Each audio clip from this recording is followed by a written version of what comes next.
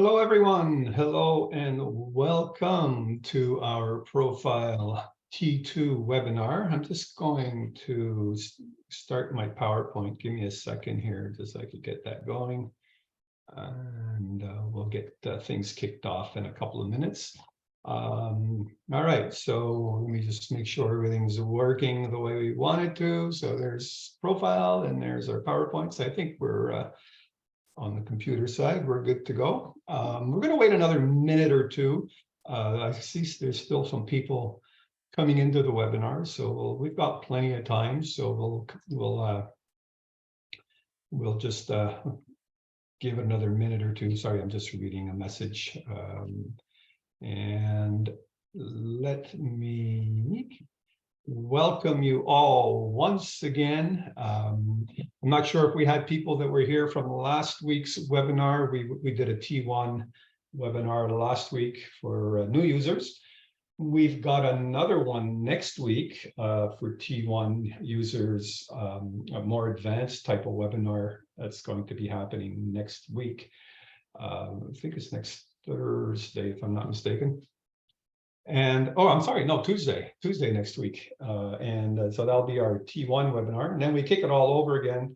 We'll kick it off all over again on Thursday next week. So we have three webinars. We call it the Profile Tour.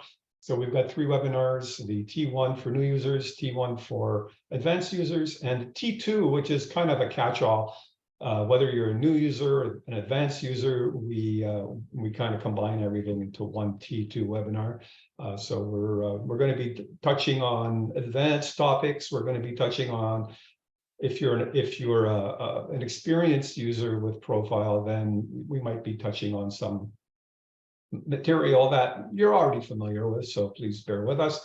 Yeah, that'll be our presentation for the day. We're here for, well, I'm in the eastern part of the country, so it's just about 12:36 right now, and we're here till 3:30. So we're here for 3 hours, depending on what part of the country or even the world that you're in.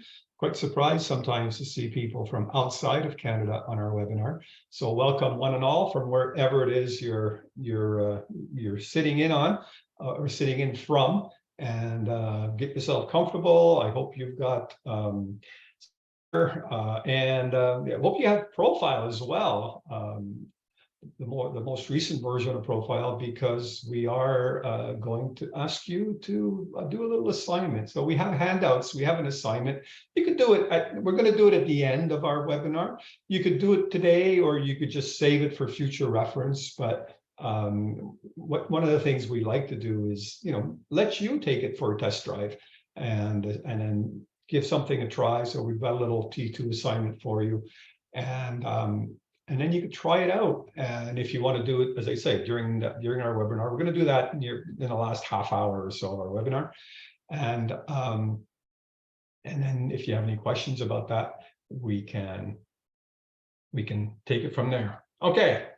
Let's get going. Let me, first of all, I'm going to turn my webcam off because I'm getting a low system resources error message, or whatever you call it, warning, and don't want to get any technical issues. So I don't think you need to see what I look like. We'll turn the webcam on towards the end of the session as well. And let me introduce myself in case we haven't met before. My name is Michael DeLauro. I had my own accounting practice for how many years? 25 years at least. And I sold it about, I keep saying, 3-4 years ago. It's probably 5 years ago now. Lose track of time. I love doing training. I love technology. I love working with applications like Profile, QuickBooks Online, and all of these other apps.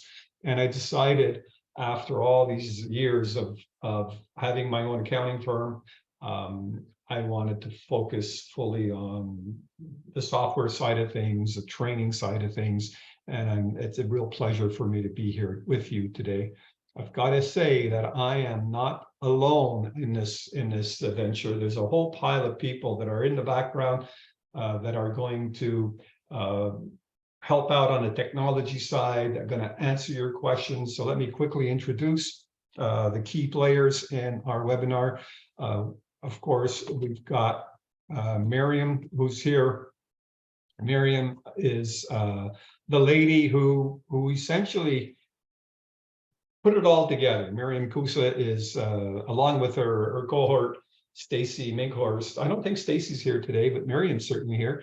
And Miriam is the one who just made sure that, you know, this thing could happen. So thank you again, Miriam, for all your efforts. We've also got some key care people, some tech support, as we used to call it. We've got some profile experts. Why don't we call them what they actually are? So we've got Mario Blais, who's here with us today. I think he may have stepped out for a few minutes, but if he has, he will be back. We've got Duncan Robinson as well. And I'm not sure if Julie Lachance is here today, but she has been here in other webinars. So we've got some heavy hitters on the care side. And what they're going to be doing is they're going to be answering your questions. So as I'm rattling away and going through the presentation, you could ask questions. You should see a Q&A panel, a Q&A icon on your screen. You could start that up and go ahead and ask your questions. And Duncan or Julie, I'm not sure, again, that Julie's here, but she may pop in later. And Mario are going to answer your questions about ProFile. Anything you may have, any kind of tech support help that you need, now's your chance. You've got some dedicated people who are here to answer your questions. I will not see the Q&A. I closed the Q&A panel. And Julie's here. There we go. I just see. I just noticed in the chat that thank you for being here, Julie. Thank you, Duncan, for confirming. And so yeah, we're good to go. It's a fun team to work with. We've worked together in the past, and it's a thrill and a real pleasure to be here with this wonderful team of experts. And we also have Ben Pierce, who's here. I should mention. Ben is the guru on the webinar side, on the Zoom side. Just pulling all the knobs and levers and whatever else has to happen to make sure this thing gets off the ground.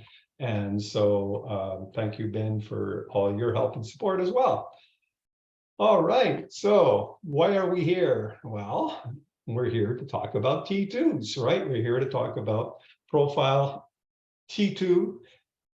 We're here to discuss T2, as you can see on the slide, at both the experienced and the new user level. So any question you have, okay, whether the most basic, and again, oftentimes we hesitate to ask questions because we might think, oh, that's a dumb question.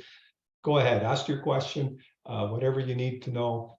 Please, as I say, you've got some dedicated folk here who are sitting in on this webinar. Every once in a while, Duncan will open up his microphone. He's always has some words of wisdom for us, and so look forward to hearing what wonderful suggestions and advice and tips you have for us for today, Duncan. And who knows, maybe Mario will do the same, or Julie will do the same at some point during our webinar.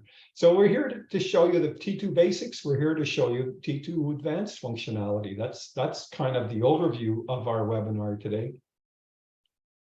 More specifically, our objectives are to walk you through some key settings. Yes, there are some things we have to, some settings we have to enable, some things we have to turn on. We talked about some of those settings in our T1 webinar last week. We're going to show you some T2 settings, or at least some settings that also touch on some important aspect of a T2 return. We're going to talk about what's new in ProFile, a few different things we're going to introduce to you today. We're going to take about 10 minutes. We do this on a regular basis, when we do our T2 webinar. We're going to show you very quickly ProTax. I'm not sure if anyone has experience with ProTax, if anyone has even looked at it or even heard about it. So we're going to introduce ProTax, which is part of the QuickBooks Online accountant family, if you will. It's a relatively recent, it's been around 4 or 5 years, I think. application, just another way for you to prepare T1s, T2s, and T3s. It's the same engine that drives ProFile, is now available via QuickBooks Online Accountant. So we're just going to introduce ProTax to you so you can have a look at it, just in case you haven't seen it. And as we said, we're going to let you try an assignment if you're interested in giving it a whirl. We're going to kind of leave the last half hour or so of our webinar to test drive and to answer any of your questions. I'll open up the Q&A panel. We'll look at some questions and read them out loud and get some answers for you. And that's essentially the kind of the overview of our webinar today. We do this every webinar. We have to point out kind of a disclaimer. We're here for software training. We're not here for tax training. We're not here to answer specific tax questions. We can't get into a situation where somebody will say, oh, I have a client and, you know, they bought this piece of equipment and I'm not sure if what class CCA it's in, or you know, is it expensed or is it a capital? No, we're not going to go there. We're not going to answer any specific tax questions. And it's, as you well know, there's a whole pile of reasons for that. One of them being that, and that's what I would tell my clients all the time, tax is opinion. Is ostensibly not fact. Sure, there are some things that are, you know, that income is income, we know that, but there's so many nuances to tax, and it's very, very difficult to get into a tax discussion in a webinar such as this. You need all kinds of information, and so we don't want to go there. We don't want to get into a long discussion about one specific aspect of a tax return. That's not what we're here for. The other piece of the other reason as well, I'll be perfectly frank, is I'm not a tax expert. You know, I'm not the senior tax practitioner. I was a generalist. I've always been a generalist when it came to tax work. And I actually, oftentimes when I was working on tax, I would have questions, and I actually tapped in with two colleagues that I had. They lived and breathed tax. These folk just loved working on tax. And it was incredible to see how happy they were when they were discussing tax issues. And so oftentimes I would have a question and I would actually go to them and say, what do you think of this? And so oftentimes that's what we all need. If you're a generalist like I was, you probably need somebody that you can lean on every once in a while. And we're going to show you towards the second half of our webinar a resource that you could tap into, available from Canada Revenue Agency. So we'll show you that a little bit later. Let me just check a quick. Sorry about that. Okay, you'll see that in the chat panel, there Ben has popped in some handouts for you. So we've got a few handouts. If you want to give that a try, open up the chat panel and you'll see there's some handouts there. There's 3 handouts. One of them being a copy of the actual presentation, the PowerPoint in PDF format. The second being, we have a drive for you also in PDF format. It's close to 100 pages, if I'm not mistaken. And so there's all kinds of material there that you could refer to at a later date, both on the T1 and the T2 side. And we also have the exercise files for you that you could download via the chat panel. So thank you, Ben, for uploading that, or at least offering up the link to that. And let's move on from this slide. Oftentimes, people might say, "Why ProFile?" There's a lot of competition out there, isn't there? There's a lot of applications out there, and I'll have to say that I'm a long time ProFile user. I've been using ProFile for 20 years at least, and didn't start out to be honest with you, using ProFile back in, I can't remember, 99 or 2000 or something. I was using something called TaxBite. I've told the story a million times. You probably heard it. But nonetheless, it's important to point out that the application we were using disappeared. And that's not a pleasant feeling when you're using software that also all of a sudden is no longer supported. It's happened to me a few times in my career. And each time it leaves you kind of like this, with this not so pleasant feeling in the pit of your stomach when you realize that this, this tax application that you've spent hours and hours, not only training yourself, but training your team, you're standardized on something and it's gone. And that's what happened with TaxBite. It disappeared out of the Canadian marketplace. It was gone. And we started looking around for something else. And we learned about ProFile and we switched to ProFile. And as I say, this is easily 20 years ago, and stayed with it. I still do some tax work. I don't do a lot, but I still do probably, I don't know, a dozen, 2 dozen T1s. I do a couple of T2s, friends and family type thing. And so I still use ProFile today. And one of the things that jumped out at me was even back then, and we're going back 20 years, was the design of the product, the way it was slicker, if I can use that term, than what we were using before. The extensive auditor that was there, that's still there today, an auditor that checks on at least 2,800 different areas of a tax return and offers up, if you've used ProFile for any length of time, you know what I'm talking about. So the auditor I would always call it my second set of eyes. I was always at the end of any kind of tax return, I was always to go and check again the auditor to see if there's something I may have overlooked. And so the auditor is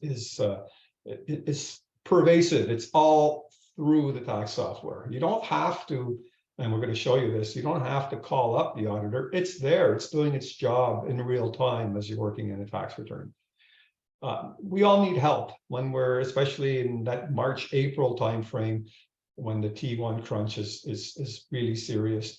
Oftentimes we get stuck on something and we want help and we want it now. And so there's all kinds of comprehensive help resources available to you. That's the beauty of working with a product like ProFile. It's supported in so many different ways, and it's been there for a long time. And you just know that the support will be there for you. And we're going to talk about some help options a little bit later. You could customize it. We're going to look at a few different ways in which you can customize ProFile. You can use online tools. More and more online tools are being introduced. So we're going to look at a couple of those a little bit later today. And if you have any client who's on QuickBooks Online, or even QuickBooks Desktop for that matter, more and more I think we're seeing people move to QuickBooks Online. What's really great about ProFile is that you can import some information from QuickBooks right into ProFile, and we'll show you a little bit of that today as well. So a few reasons why we stuck with ProFile, I stuck with ProFile, is it works. I said this last time, if you've ever watched any of Steve Jobs' presentations, he would introduce a new iPhone or he would introduce something. Yeah, I'm a Mac fan, I'll confess, I like MacBooks. But anyway, we won't go there.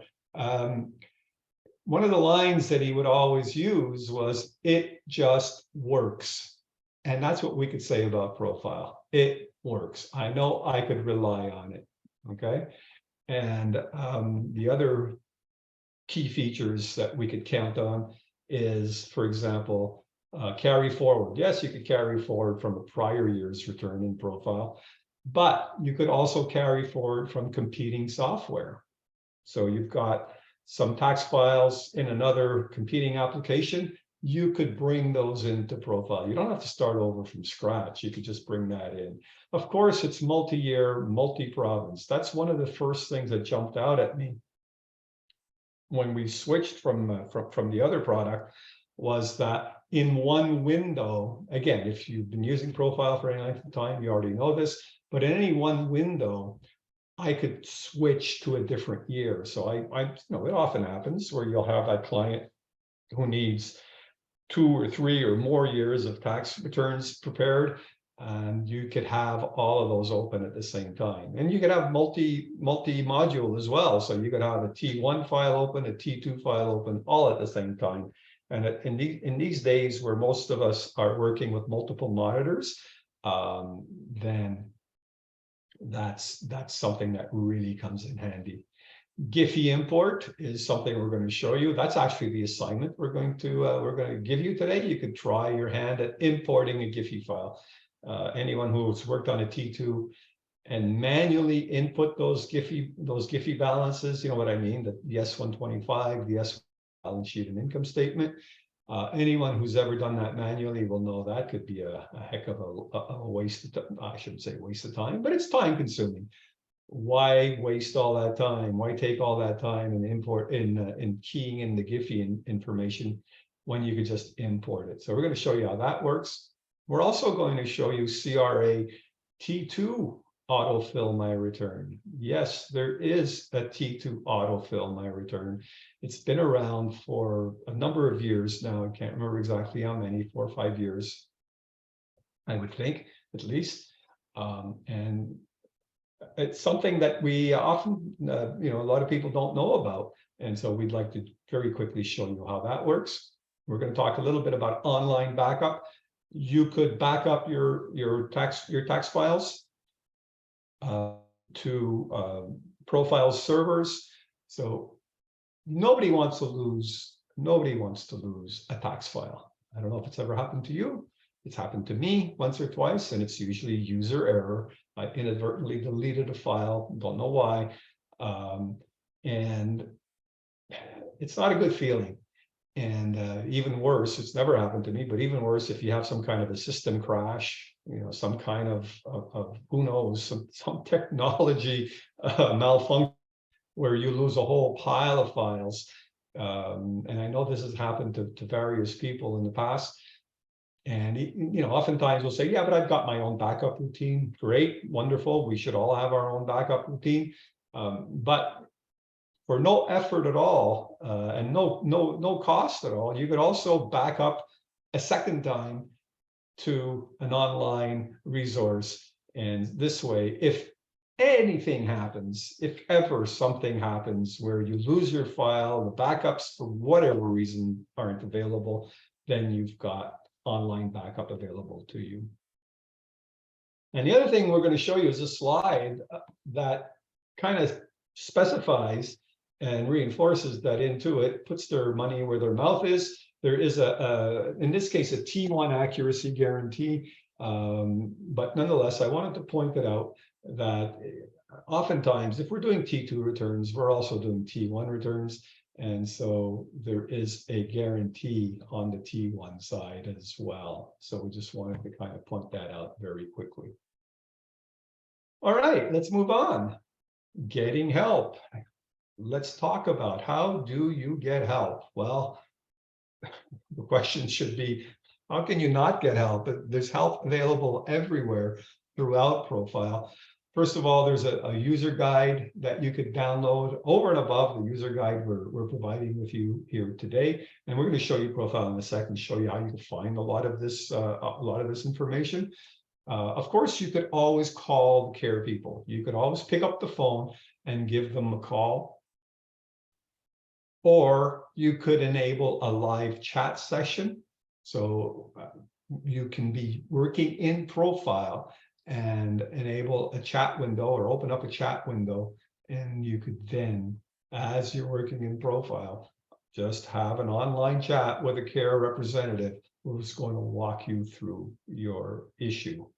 There's all kinds of online resources. There's a website. There's the tax community. There's webinars, there's videos, and we're going to show you a few of that stuff. But let me just go to ProFile here. And very quickly, of course, you could press F1 or go to the help menu. And there is in product help That's been there since forever. And it's no surprise, I think, to most of us that there is in-product help, but sometimes you just need help with something.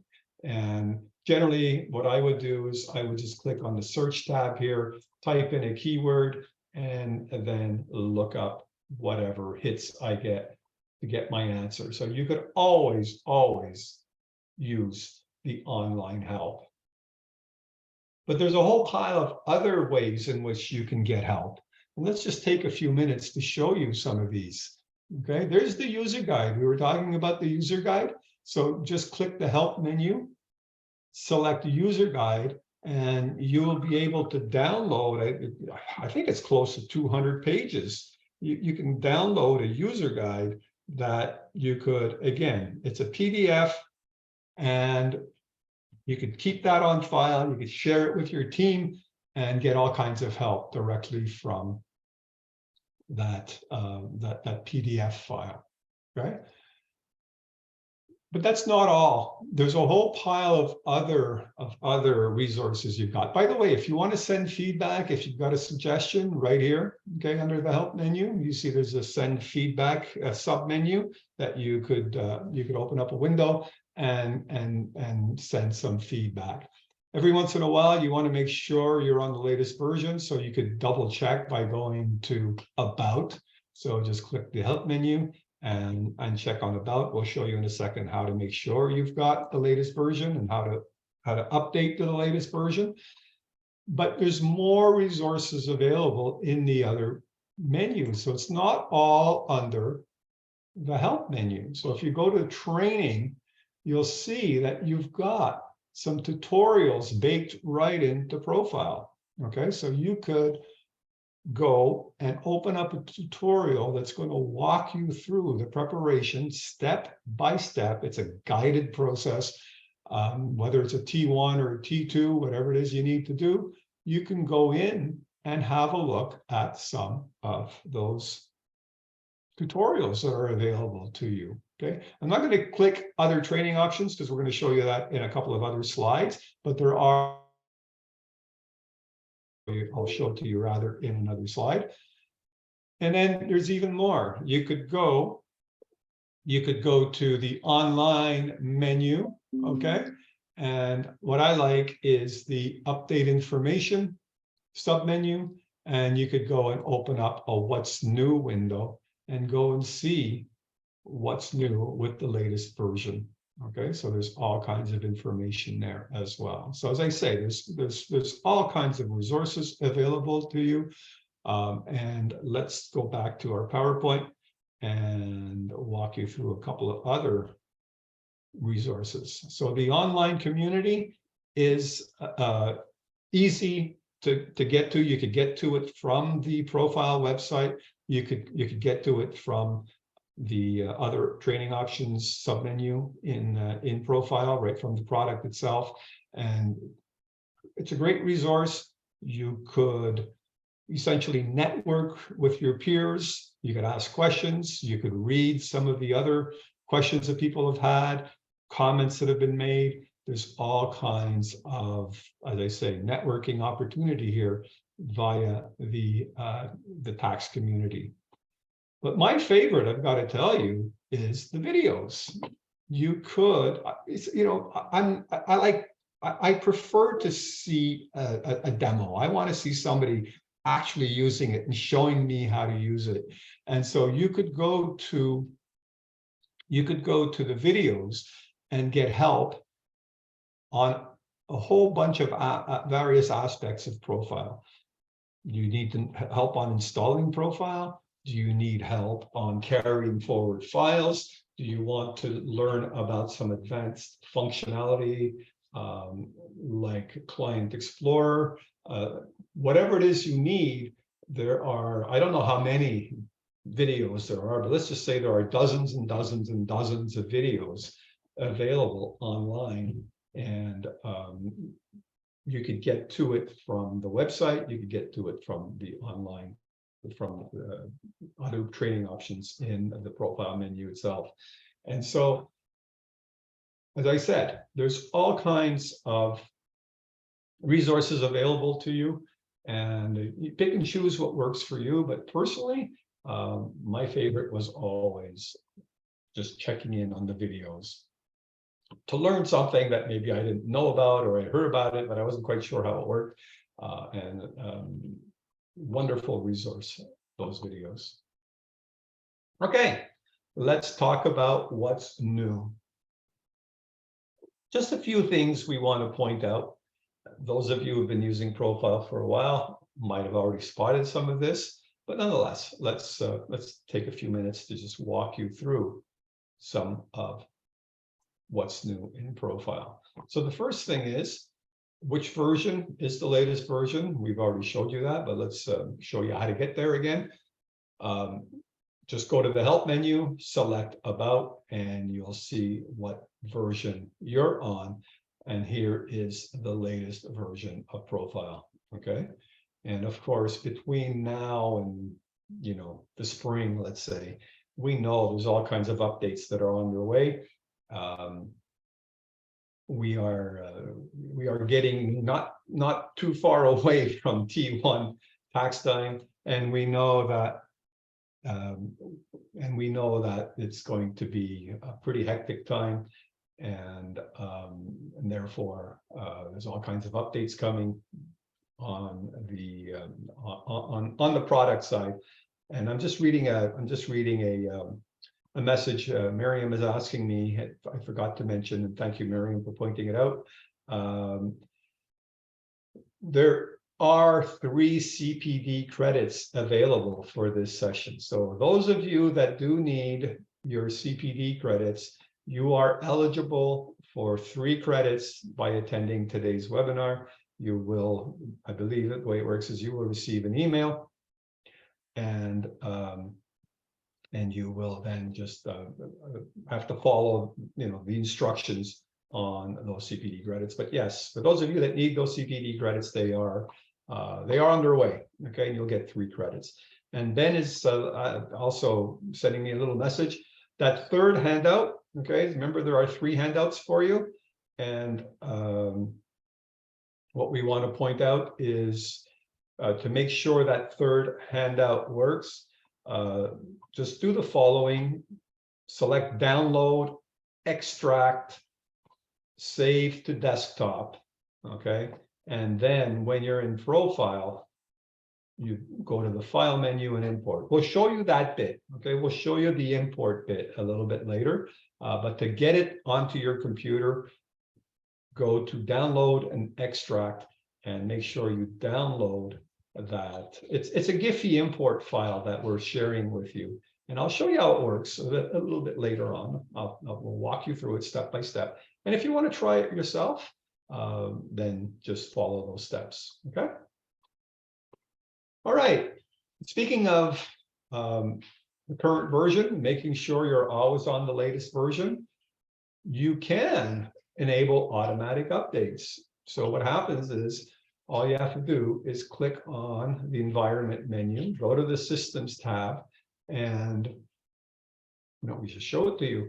So if you go to options environment, okay, and remember, under the options environment window, there's all kinds of ways in which you can personalize ProFile, and so here's just one example. Notice I already have enable automatic check for updates. I've got it enabled already. So you could go and turn that on. And now what happens is it's not automatically update. ProFile is just not going to update itself on its own. But what you're going to get is a reminder, okay, an alert, if you will, that tells you there's a new version of ProFile available. And we want that. I think we all want to enable that option, because the last thing you want is to be working on an older version of ProFile.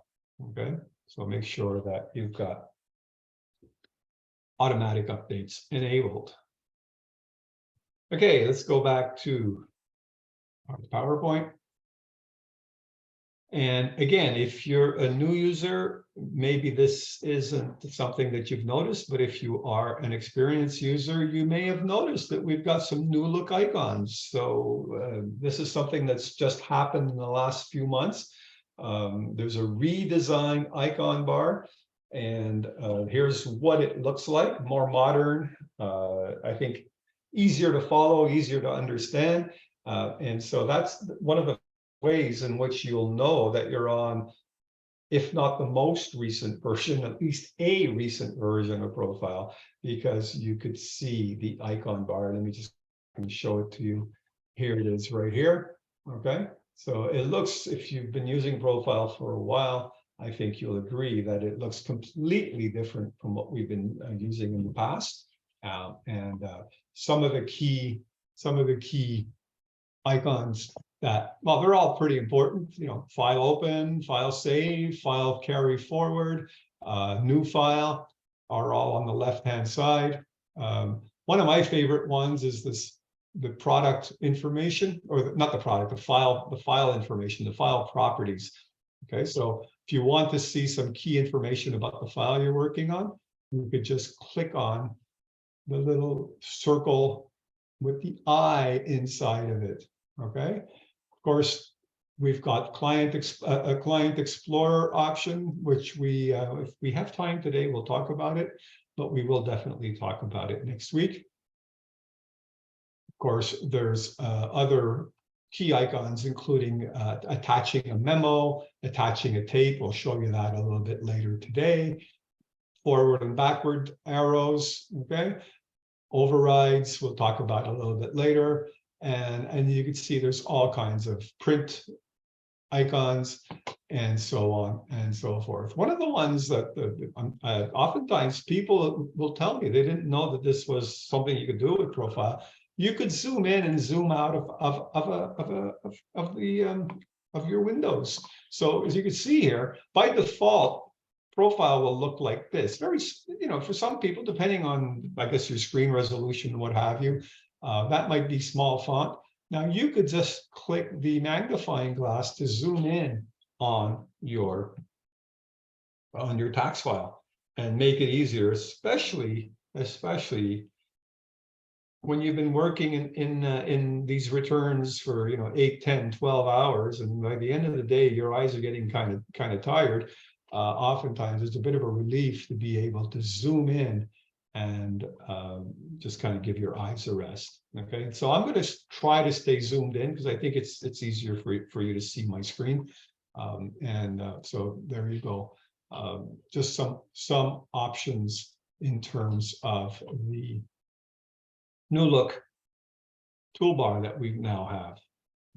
Okay, let's go back to our PowerPoint and talk about something else that's new. Not necessarily e-signatures. E-signatures was here last year. I think it was introduced sometime last year, if I'm not mistaken.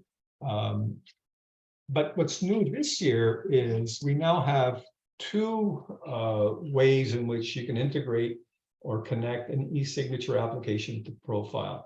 Last year, we only had DocuSign. So if you're using DocuSign, it works for you, great.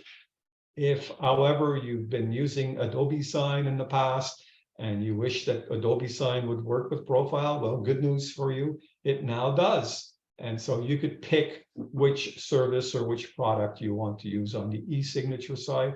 It's great that CRA now allows us to collect e-signatures rather than, you know, paper filed documents and paper signed documents. You know, these DocuSigns and these Adobe signs are now part of the ProFile ecosystem. You could track, as you can see on the right-hand side of the screen, your client's progress, review where things stand, which ones have been signed, which ones haven't been signed, and so on and so forth. So it makes our life a lot easier when it comes time to getting permission to, for example, e-file a tax return. One thing I want to show you, by the way, on the DocuSign side of things, if you have a subscription to QuickBooks Online Accountant, if you're a pro advisor, as you can see in the menu right over here under that number 1 button. So if you're a QBOA user, if you're a pro advisor, you'll probably know that there's all kinds of benefits that accrue to you as a pro advisor. One of them being a discount on DocuSign. Okay, depending on what level your membership is at, there's different membership levels. I think it goes all the way up to elite. I think it starts at silver, gold, platinum, if I'm not mistaken, going all the way up to elite. Whichever level you're at, you will get a discount. So if you want to check and see if you're eligible for a discount, you will be eligible for a discount if you're a pro advisor. And remember, your pro advisor membership is absolutely free. You don't pay for it. So open up your QuickBooks Online account, log into it online, click on Pro Advisor, go to the Benefits tab, as you can see right here, and then scroll down. It's near the bottom of the screen. Keep scrolling down until you see discounts on DocuSign. And you see the discount starts at 20% all the way up to 40% if you're at the top tier of your subscription. Okay, so you could get a discount on DocuSign by virtue of your QBOA membership. Okay, let's move on. Let's talk about some key settings. So as we said, last week we talked about some T1 settings. We want to point out a few settings that don't only apply to T2, but will certainly apply to most of your T2 clients. So the first one being form selection. Remember that when you decide in your firm, all right, in your practice, you've probably decided what it is you're giving to your clients in terms of what forms, what schedules are you giving them. Okay, so some people will say, I print out the whole shebang. I print out the T2 jacket. I print out all the supporting documents, the schedules and what have you. And I give them a hard copy of all of that. Great. Other people will say, nope, I don't do that. I print out a summary. That's it. I just give them a summary, maybe with a couple of schedules and the financial statements, and that's all they get. Others will say, no, I don't print anything. No hard copies. I do everything PDF. I just send them a PDF. Whatever it is, that's not the important part. I mean, it's important to have, policy in your own practice that says this is what my clients get. But what's important on the, on the profile side of things is that you tell ProFile whatever it is you want to give your clients. In the past, I've seen practitioners go in every time they wanted to print out the documents for their clients or create a PDF of the tax file.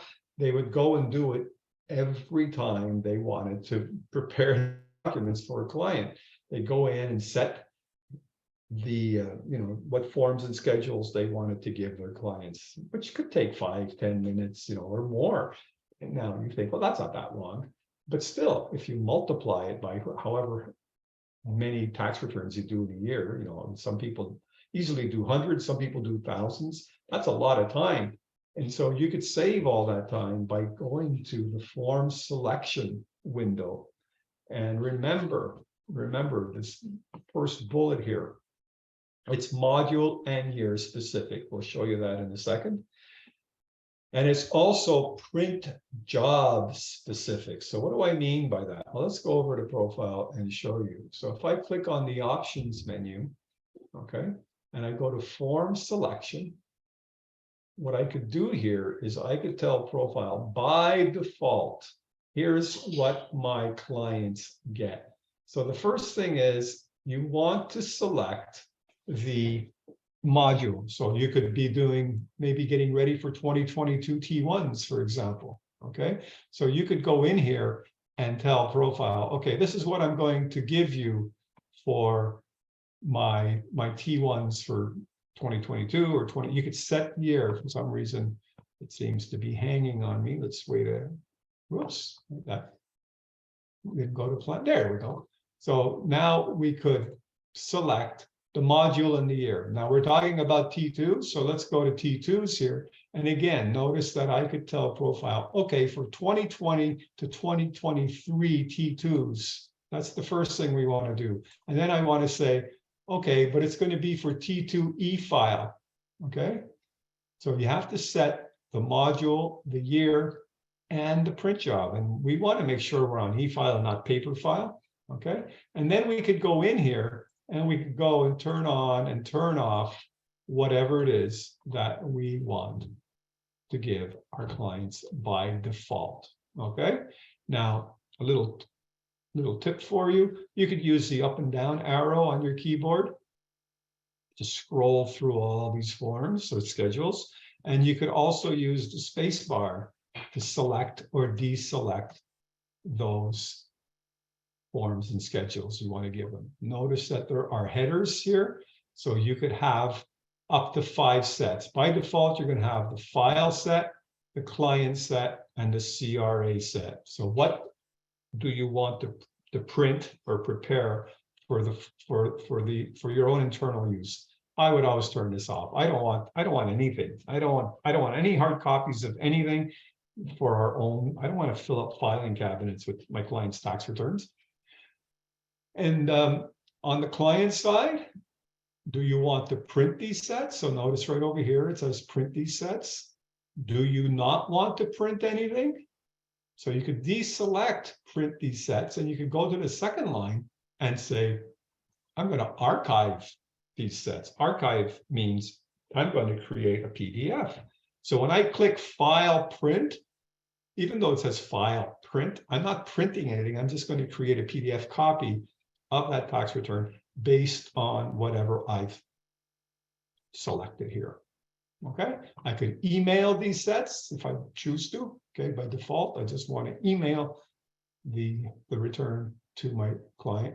And the other thing I'll show you is there's even a language toggle down here at the bottom of these options.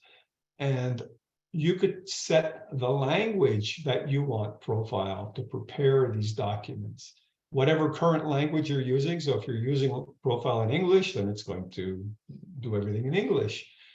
Do you want to do it in the language of correspondence? That's what we would set, because we had clients, some of whom wanted their tax return in French, some wanted them in English. And so you go in and you select the language of correspondence. And then we come in here and we tell ProFile, okay, we want to use this option. So whatever language we set as the language of correspondence, that's the language I want you to prepare either a hard copy for the client or a PDF. Okay, so there's all kinds of options there. I'm just showing you some of the key ones. There's a whole pile of others. You can add print sets. Maybe you want to create a set for head office or the partner or whatever the case may be. So you can add sets as well. And the beauty of this is you once, okay? And then every time you go and work on a tax return and you give your client a copy of their tax return, it's already predetermined what they're going to get. All you have to do is click File Print, and then they'll get a hard copy, they'll get a PDF, they'll get an email, whatever the case may be, and you don't have to think about it again. Okay. All right, let's go back to our PowerPoint. And let's talk about this. This is something that has been there for a while. Maybe you haven't seen it. I just want to quickly show it to you. There is a new T2 print menu. It's not really new, to be honest with you. It's been around for a few years, but nonetheless, if you want to have a look at it, all you have to do is go to File, Print Setup. Okay. Go to the bottom of the window and you see it says Enable New T2 Print Menu. So turn that on. And then when you go to File Print, this is what the window is going to look like. Now, if you're new to ProFile, you're thinking, oh, okay, I don't know, it looks fine. If you're an experienced ProFile user, you've been using it for quite a few years, this looks completely different from what we've seen in the past. Okay, kind of a more modern, sleek, if you will, kind of interface. And anyways, I just wanted to show you this new or recently added print menu. Okay. The other thing I want to point out, we talk about this in all our webinars because it's important. I don't know if you've ever noticed when you create a PDF from inside ProFile, the way ProFile by default names its file is going to be the client name, okay, and the PDF extension. So, Delaro, my name, .pdf, something like that, okay, which is fine, it works, except when you're working on multiple tax years. I don't know if you've ever had a situation where you've got a client and you're preparing 2 or 3 tax files all at the same time, and then you want to create a PDF of all those tax files. And what happens is the first one you name is going to be client name.pdf. Then you open up the next one and it's going to be the same thing. And then what ends up happening is you could risk overwriting the first file that you created. To avoid that and to give yourself even more options, you could go again to the environment menu, the options submenu. So let's show you that. I'm sorry, the options menu, the environment submenu, and go to the PDF tab. Once you're at the PDF tab, you could first of all tell ProFile how you want to name that PDF. You could choose things like last name, first name, return type. I love this one, okay? So I could say, I want you to name the file, in my case, Delaro, and then T2 or T1, and then the year. So by default, ProFile is going to put the client name, last name, first name, or both. The type of return, is it a T2, is it a T1, what is it? And then the year. And then it's going to put the PDF extension at the end. So you could do that again by default for T1s, for T2s, for T3s, and for your FX files. So you can have a different naming convention for all of those different types of files. The other thing you could do is you could tell ProFile, where do you want these files to be stored? Okay, so in our case, what we're saying is we want either for, you see, it's remember that oftentimes we work with module and tax years. So for 2022 T1s, here we're indicating we want to save the PDF with wherever the file is saved, with a tax file, usually in my ProFile data, and then the 2022 T1 subfolder. Or you could select or create your own folder. In this case, I've got 2021 T1s. I want to put them in my ProFile data, but I'm going to create a subfolder called archives. And I want you to put the PDF files in there. I generally, as a rule of thumb, I don't like mixing my PDF files with my actual ProFile tax files. And so I put them in a different folder. And I could do all that from this window. I could tell ProFile where to send those PDFs. And the other thing I could do is I could even set by default a password. I could tell ProFile, I want you to create a password for all these PDFs. And the password could be client name, social insurance number, for example, or business number. By default, ProFile will do that automatically. Okay. And so what happens in a case such as this, then once I've done all this, when in my form selection, remember the form selection, when I told ProFile that I want nothing printed, I want my files archived, okay? And then when I went File, Print, even though I'm selecting Print, I'm not printing a hard copy, I'm printing, if you will, a PDF. And then it's going to go into that folder, in my case, an archive folder. Those PDFs are going to go automatically into that archive folder. And when I click File Save, that's to save the tax file, well, that's going to go into my predetermined tax file folder. So I could send the files where I want to go. Okay. So all of this takes near minutes. It doesn't take a long time to set these options, okay? And what it ends up happening is it saves us all kinds of time down the road.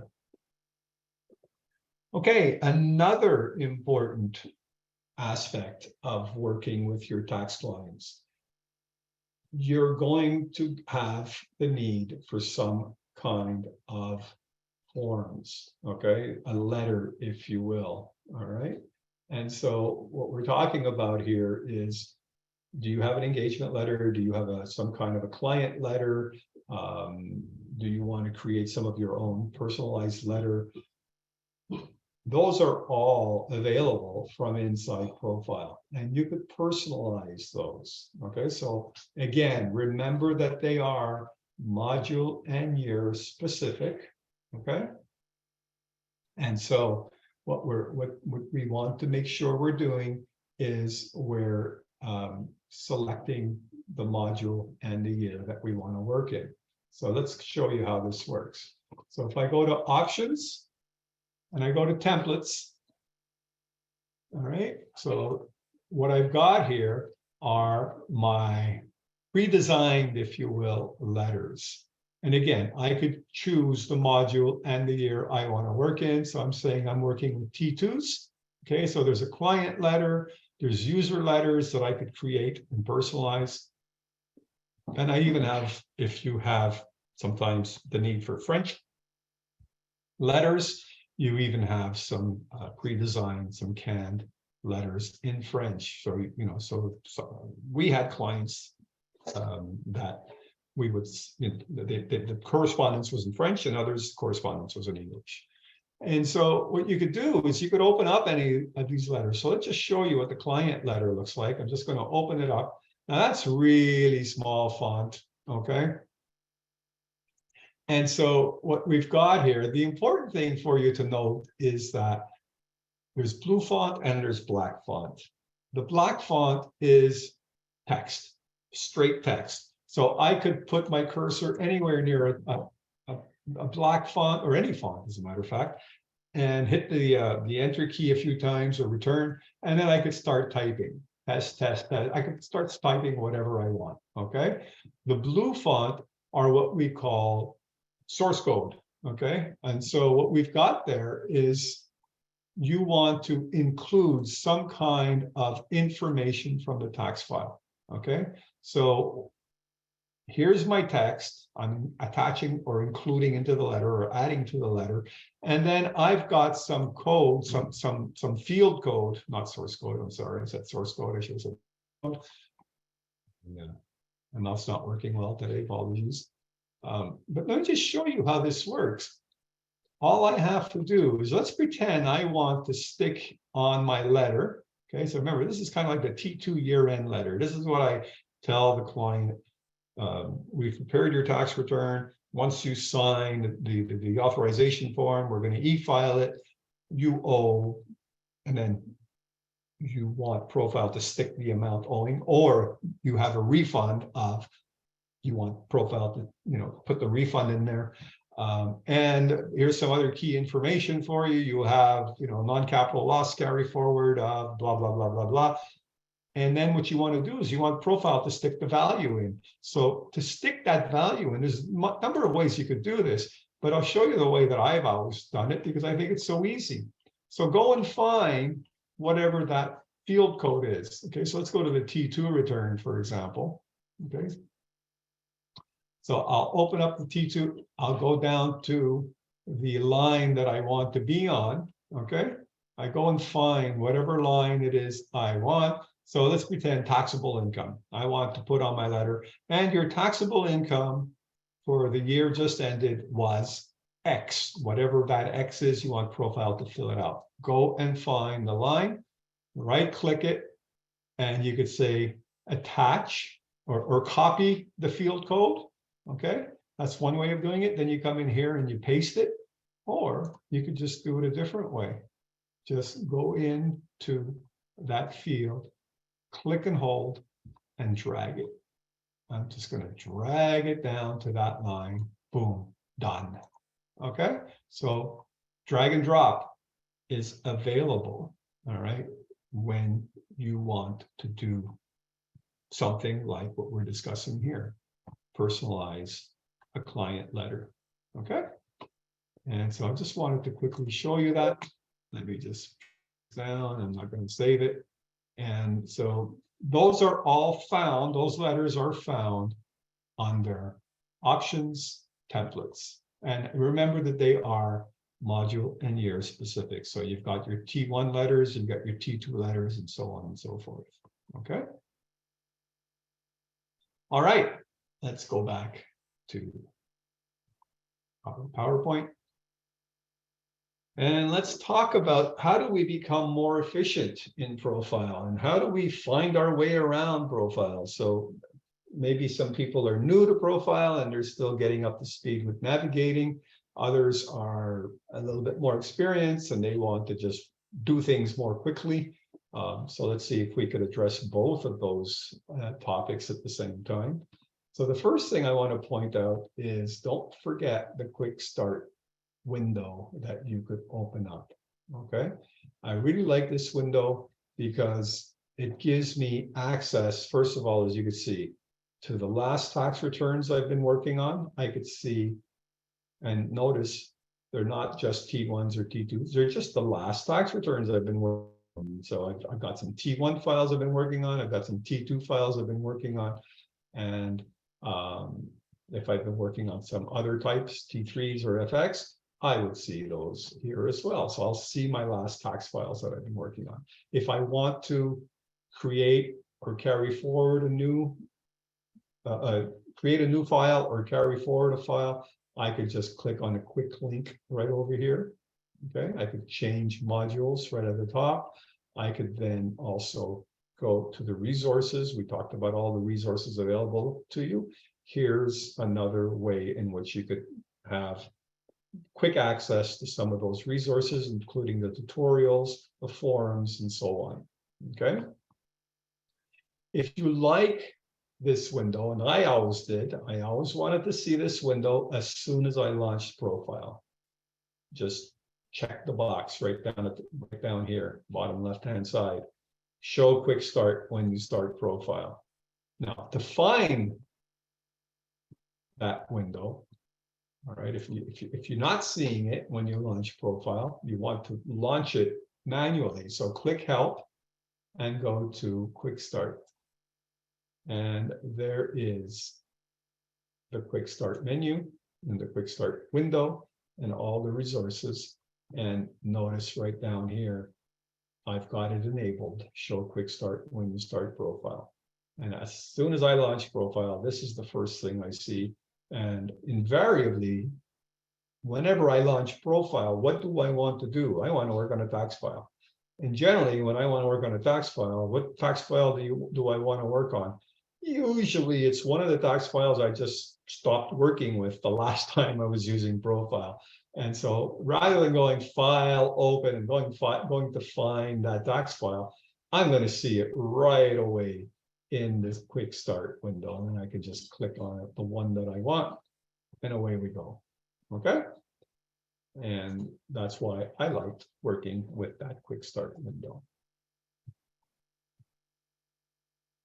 Okay, when you're working in a tax return, remember, and this is for the new users, remember the Form Explorer, because what happens is you're working in ProFile and you have to jump around from form to form, okay? Remember that every time you open a form, you're gonna have a tab at the top of your window. So T2 tab, S1 tab, Info tab. Info tab is where you start. Okay, as soon as you create a new tax return, you're going to be at the Info tab. And so put in that information, all the information that you need to put in, the business number, the fiscal year information, and so on and so forth. Okay, and then you want to start inputting the data.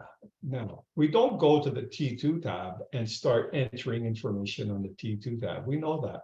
We have to record the information or input the information on the supporting forms and schedules. So for example, we have, and we'll look at it a bit later as well, the balance sheet and the income statement.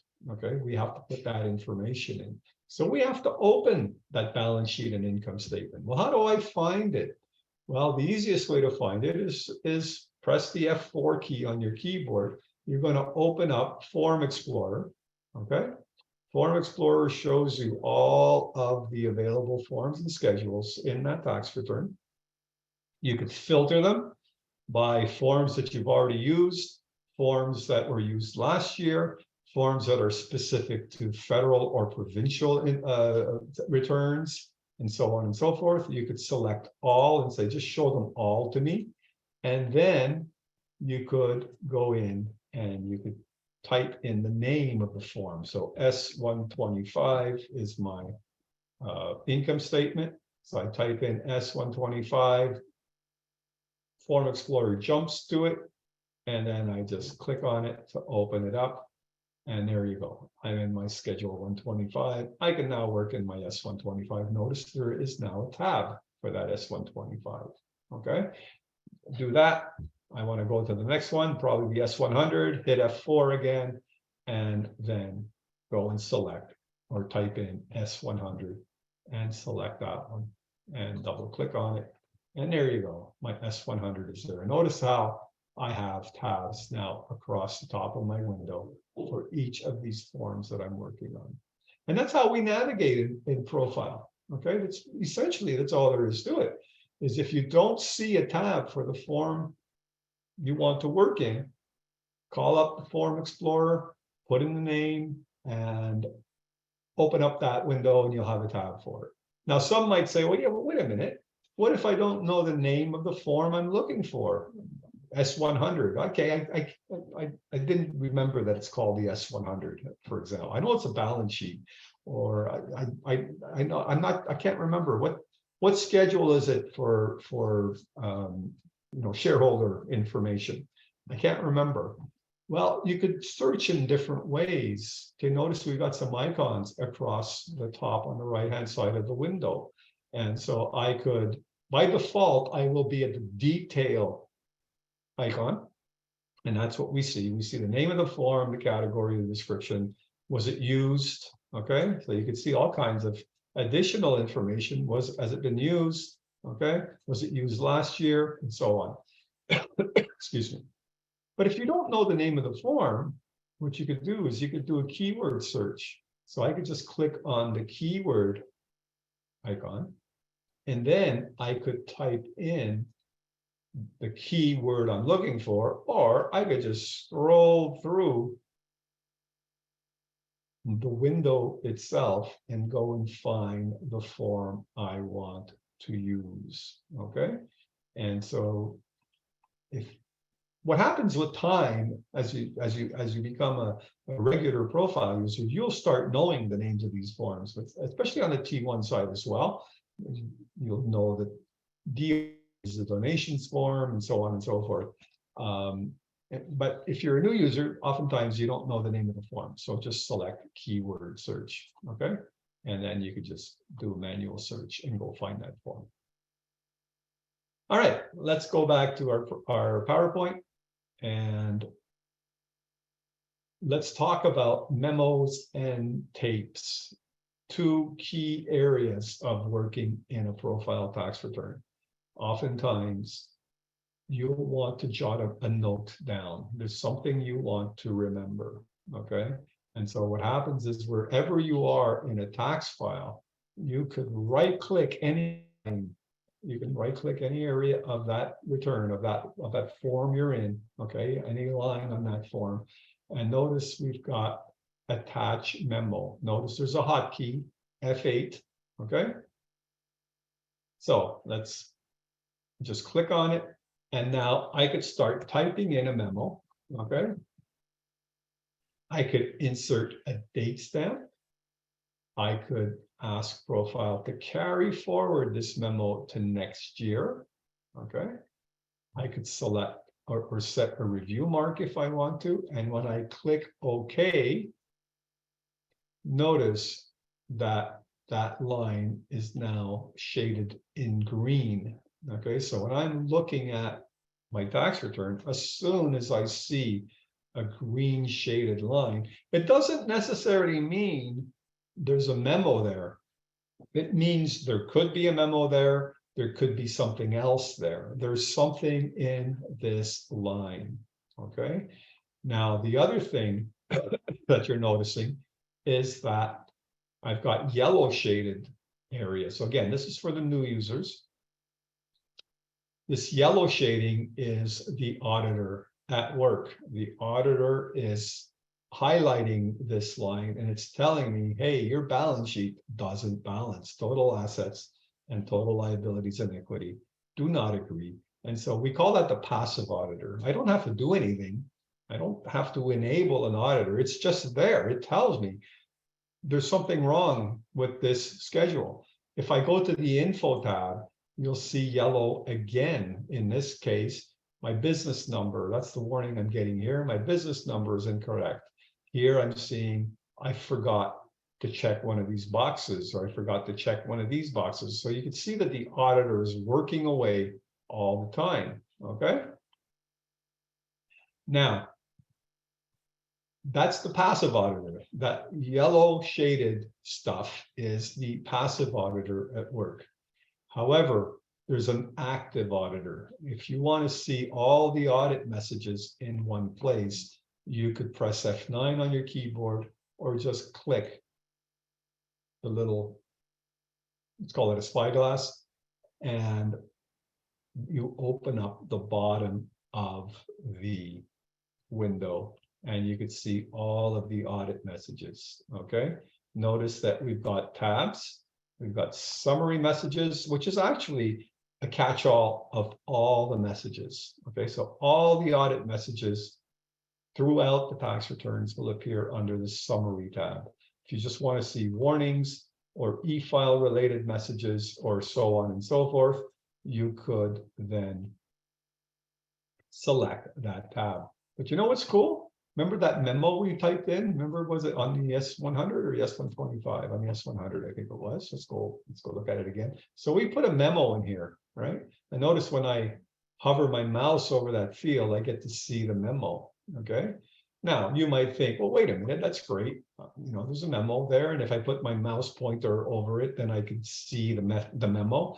But what if I'm in another area of the tax return? I don't see the memo here. Like, do I have to go and scroll through all these forms and schedules? No, you don't, because the active auditor has a tab for memos, okay? And so what you could do, therefore, is you could, if you work with an assistant, you work with a colleague, you review each other's work and you want to leave them a memo, then you could use the memo tab to view whatever memos they've left you, and they would do the same. All they have to do is select memo and go and review the memo. All right, so that's what's cool. And notice that we've got other tabs as well, including sign-offs. Okay, so I could use these review marks to go in and say, yep, I've checked all this. We're putting a check mark next to it. Or I've got a question, I've got something that I suspect is incorrect. I could then go and mark these, okay? And then I could go and, again, if someone else reviewed my tax return, I could go and check their sign-offs or their issues. So the active auditor becomes kind of a workflow management tool as well, okay?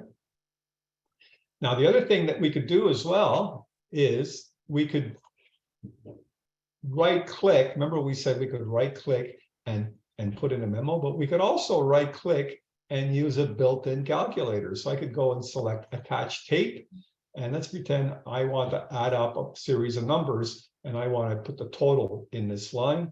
So I could just go in here and start adding up my numbers. I could even put a memo, blah, blah, blah, and then put in an amount, click the plus key again, put in a memo if I want to, put in an amount, okay? And now I want to sum these three numbers.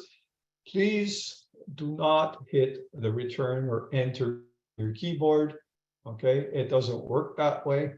To get the total of these three numbers, hit the equal sign on your keyboard, okay? The plus equal key. Okay, don't hit return or enter. All right, and there you go. Now I can see that green shading again, and I can see the total. And if I hover my mouse pointer, I can now see the individual amounts that make up that amount, okay? And if I've got the active auditor at the bottom of the window, notice that there's also a tab for those calculated values. I can go and click on tapes, and I can every line that has a calculated value. All right. So again, it's a way in which we could control our workflow, double check who's done what, and monitor any requests for changes or approvals, sign-offs, if you will, and so on and so forth. Okay. All right, let's go back to our PowerPoint. And oops, I just hit the wrong key there. Give me a second. Let me move this up. All right. So let's talk about working with a T2. I know we've already shown you some T2 schedules, some forms, but let's pretend we're going to work on a T2 and just kind of walk you through very quickly a basic T2 from A to Z. So what do we need? Well, we will need some corporate information, articles of incorporation, and all that. That's for you to decide in your own practice. What is it that you ask your clients for? How do you go about doing that? How do you share information with that? I want to just quickly, very quickly, put a plug-in for QuickBooks Online Accountant. I've been using it, QuickBooks Online Accountant, for quite a few years, since it first came out. And if you haven't looked at it yet, and especially, not only, but especially if you have a client who's on QuickBooks Online, you've got to go and check out the QBOA tools that are available for practice management. Okay, the way you could communicate with your client, the way you could share information with your client, the way you could keep track of all the documentation that you need to keep track, like that article of incorporation, the engagement letters that you could prepare, all inside of QBOA. It's fantastic, and it's an efficient time saver. Okay, I just wanted to put that plug in. You will, of course, want to get authorized. You will, of course, have to prepare the financial statements. That's not what we're going to talk about today, especially not how to prepare financials. We know that that's an important aspect of the job. The bookkeeping's got to be up to date. And then once we've done all that, well, then we're ready to work on the tax return. And so the starting point, some might say, from the profile perspective, might be, especially for a new client, that business consent form. Okay, we want to get authorized. We want to have access to CRA's website for that customer. And so what we could do is we could ask ProFile to open up the business consent form. And I think, if I'm not mistaken, let me go back to ProFile. I think I could still use the term RC59. So I'm opening up Form Explorer. I type in RC59. Notice that RC59 is the old name, what we call that business consent form. I could still use RC59, which makes me happy because I've always called it the RC59. Notice there's an RC59 e-file, okay? And so I could open that up and I could click the box that says enable printing an e-file of this authorization request. ProFile will automatically fill in the information, okay? Business number, my firm information, name of the client, and what do I want to do? I want to send this to the client so that they could sign it, and I file it with CRA. Now I know that recently CRA has made changes to this whole process. I didn't mention it in our last webinar. I added a slide because it did come up quite a few times. So CRA has kind of gone as of, I think it was as of winter last year, if I'm not mistaken, maybe February last year, sometime in the winter last year, CRA has made some changes to this whole authorization process. Some welcome changes, because they've gone to kind of a two-factor authorization model, if you will. Because in the past, I could file an RC59, I could file an authorization form on behalf of my client, and I mean, you know, they didn't even have to confirm that they did it, you know, that they signed it or anything. It was a little bit, there was some issues, let's call it that. Now, what's happened is that CRA essentially wants your client to confirm the authorization request. Okay, so whether it's a business client or an individual client, the easiest way for them to do that is to set up an account with CRA under my account or my business account, and they could go and they could even authorize you themselves, which I'm not sure many of them would do, but anyways, they can, or they could confirm your authorization. I don't want to get too deep into this because there's a lot of moving parts here. There's other ways in which you could get that authorization. And if you're a little bit unsure about it all, when you download a copy of this PowerPoint, just click and you'll see there's a hyperlink here, and you could just go and open up this website, CRA's website, that talks about authorizing a representative and the various ways in which you could get authorized. Okay. And of course, from there, what we want to do is we want to start filling out that info page. And some of the key aspects of the info page are, of course, the name of the corporation, the fiscal year, the address, type of corporation, Canadian controlled private corporation, for example, and then other information, as you can see here. Is this first year filing after incorporation? What's the incorporation date? And so on and so forth. So when you're working in a T2, what you want to do, and remember, ProFile will automatically bring you to that info page, put in all of the key information that we see here, the business number, and so on and so forth. Incorporation date, of course, is crucial. Fiscal year end date is crucial.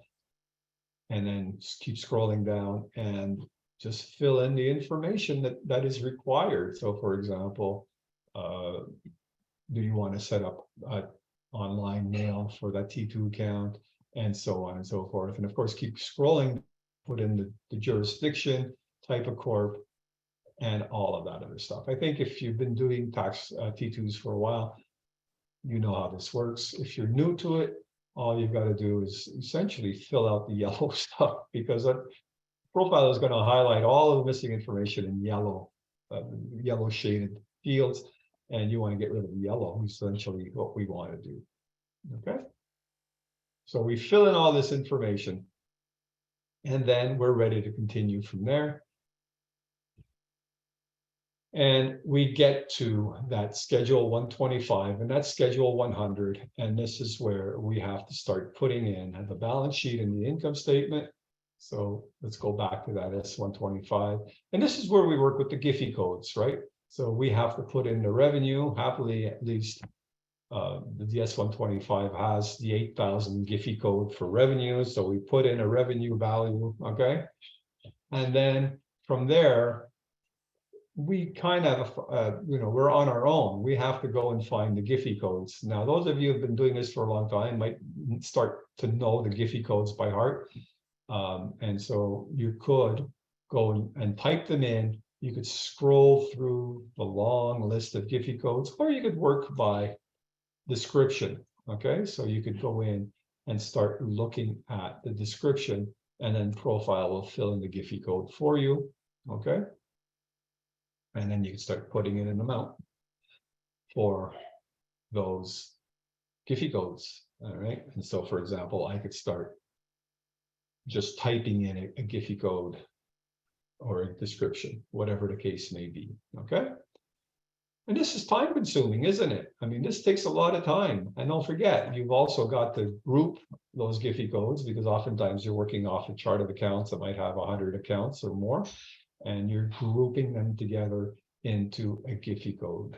So all the professional fees, accounting, and so on and so forth might go into one Giphy code. Vehicle expenses, maintenance, leasing, gas, or whatever the case may be, might go into another Giphy code. So you've got to group these things, and then you've got to summarize them, and then you've got to put them in here. And so we're going to show you a little bit later a bit of a shortcut from there. And once you've done the S125, then you go to the S100. Okay, and you do it all over again with the S100. Okay. And once you've done that, let's go back to our PowerPoint. If there are capital assets on the balance sheet, then we have to put in the capital asset information so that ProFile could calculate the capital cost allowance. And the way that works, I'll just show it to you very quickly, is again, we call up Form Explorer. I usually just start with the S8, the Schedule 8, okay? And then I can go in, oops, let me go back to detail here, sorry about that. And I was on keyword search there, that's why that wasn't working. So there you go, I'm at the Schedule 8 where ProFile is automatically going to calculate the CCA, the capital cost allowance.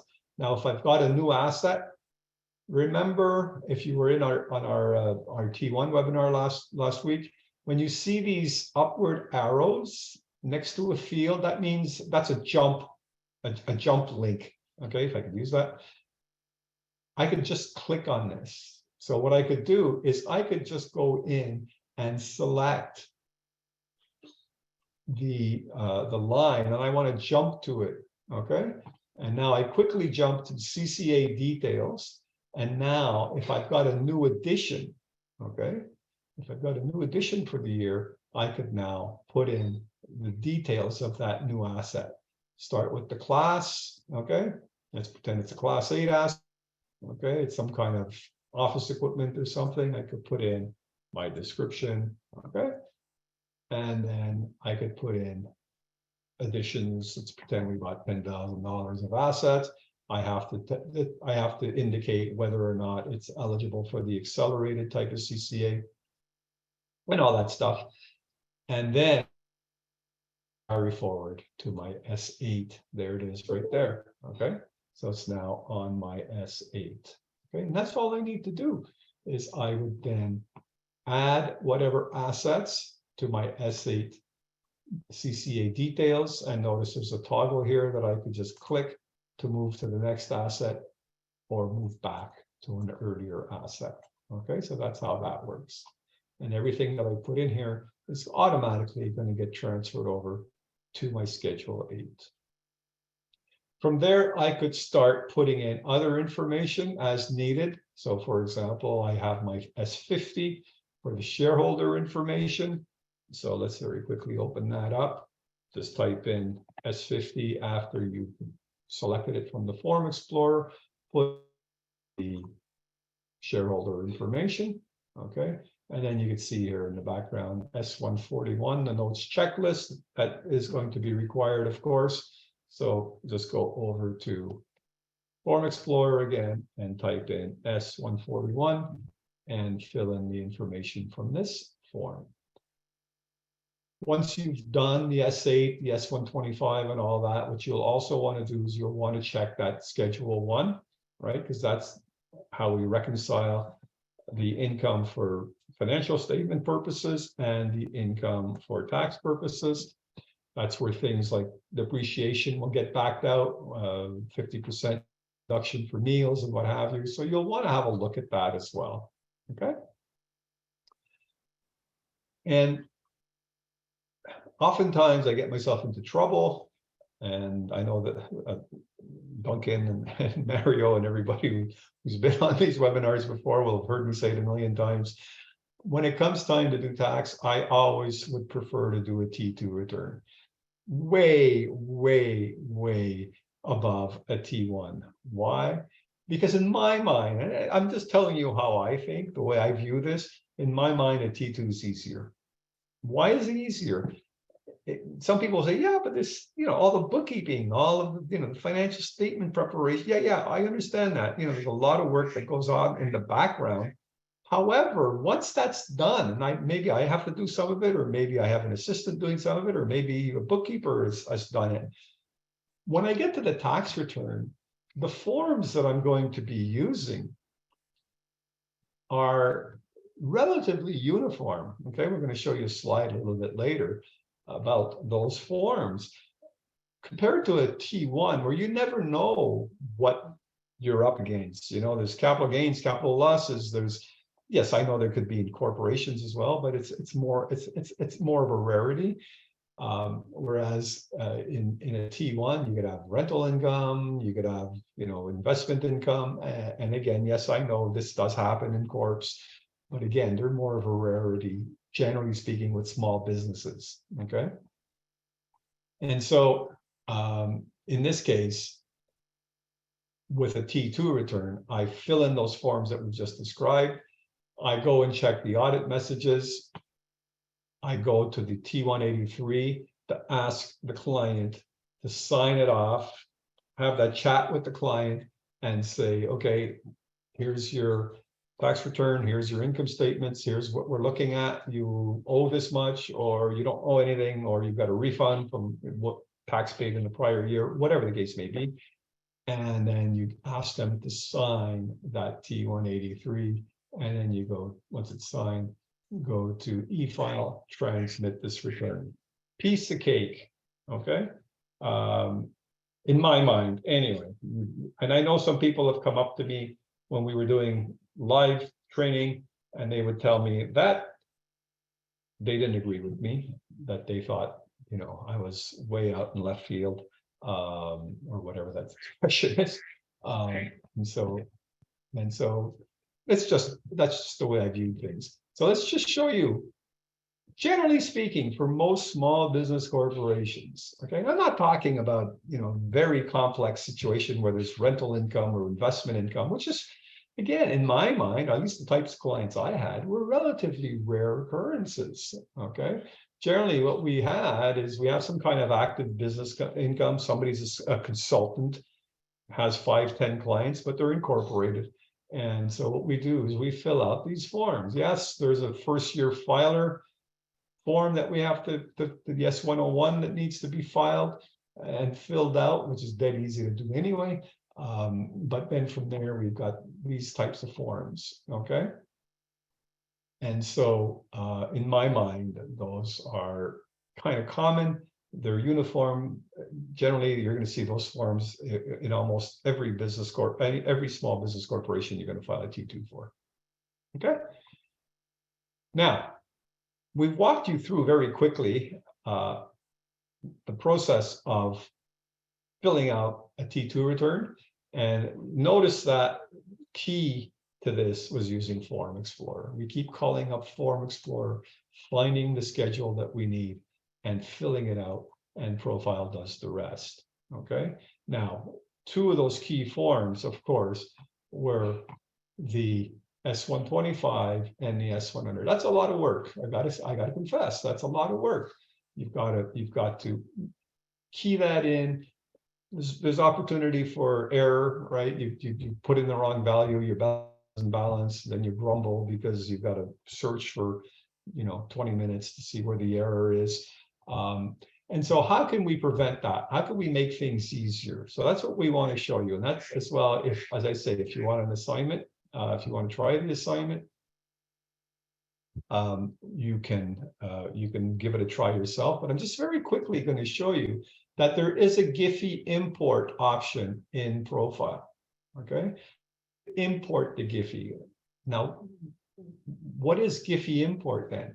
Well, if you're using applications like QuickBooks Desktop, QuickBooks Online Accountant, or I'm sure other types of software, accounting software applications, some of the more popular accounting software applications, I'm sure they've all got, like QuickBooks does, a Giphy export. Okay, so essentially what you're doing is you're exporting the balance sheet and the income statement in a Giphy format. So that will all happen inside the accounting software. You don't have to do it. You don't have to do all that grouping and sorting and adding up and then inputting manually those values into your ProFile application. All you do is you create a Giphy file, okay? And it's going to have that .gfi extension, okay? Once you've created that Giphy file, to get it into ProFile is easy. All you have to do is go and click File. Okay, you could select Import. Oops, let me just click on the right thing. That's gonna help. So let's try that again. File, Import, and then go and find the Giphy file. And this is the file you should have received. Okay, This is the file you could try yourself. And let me just show you how easy it is. All right, let's start it over again. File, import, and then go and find wherever that file is sitting on your computer. In my case, it's on my desktop. There it is right there. I've got two. You see, I got two different Giphy files. Nonetheless, I select this one. I click open. And right away, I get import successful. Okay. And then profile. Notice how that schedule 100 updated all by itself. I don't know if you noticed. Remember, we had an error message saying that the balance sheet didn't balance. That error message is gone because I've updated the S100. If I go to the S125, I would see the same thing. There's my S125 information, just imported. It is easy as pie. The other beautiful thing about this is if I make a change on the accounting side, on the bookkeeping side, I've done something different than what I could do is I could re-export that Giphy file and then just go back and select File Import again and re-import a revised version. All right, so it's a massive time saver, and you could do that with your tax files, your tax clients, if they're using QuickBooks, QuickBooks Online, or I'm sure a lot of the other popular software applications. Okay. All right, let's change gears. Let's quickly introduce ProTax to you. I can't believe it's already 10 after 2. We're quickly running out of time, it seems. We're going to take a break after our ProTax discussion, and then we're just going to show you a few other things, and then we'll open up the floor and give you the assignment and go ahead and go to the Q&A part of our webinar. But let's very quickly introduce ProTax. I'm just going to stay in PowerPoint to do this. I don't want to actually open up QuickBooks Online. And as I say, we just want to give you a quick intro. So what is ProTax? ProTax is an application that's embedded in QuickBooks Online Accountant. So if you're a pro advisor, and you're a pro advisor, if you do accounting or bookkeeping or tax and your client is on QuickBooks Online, you are considered a pro advisor.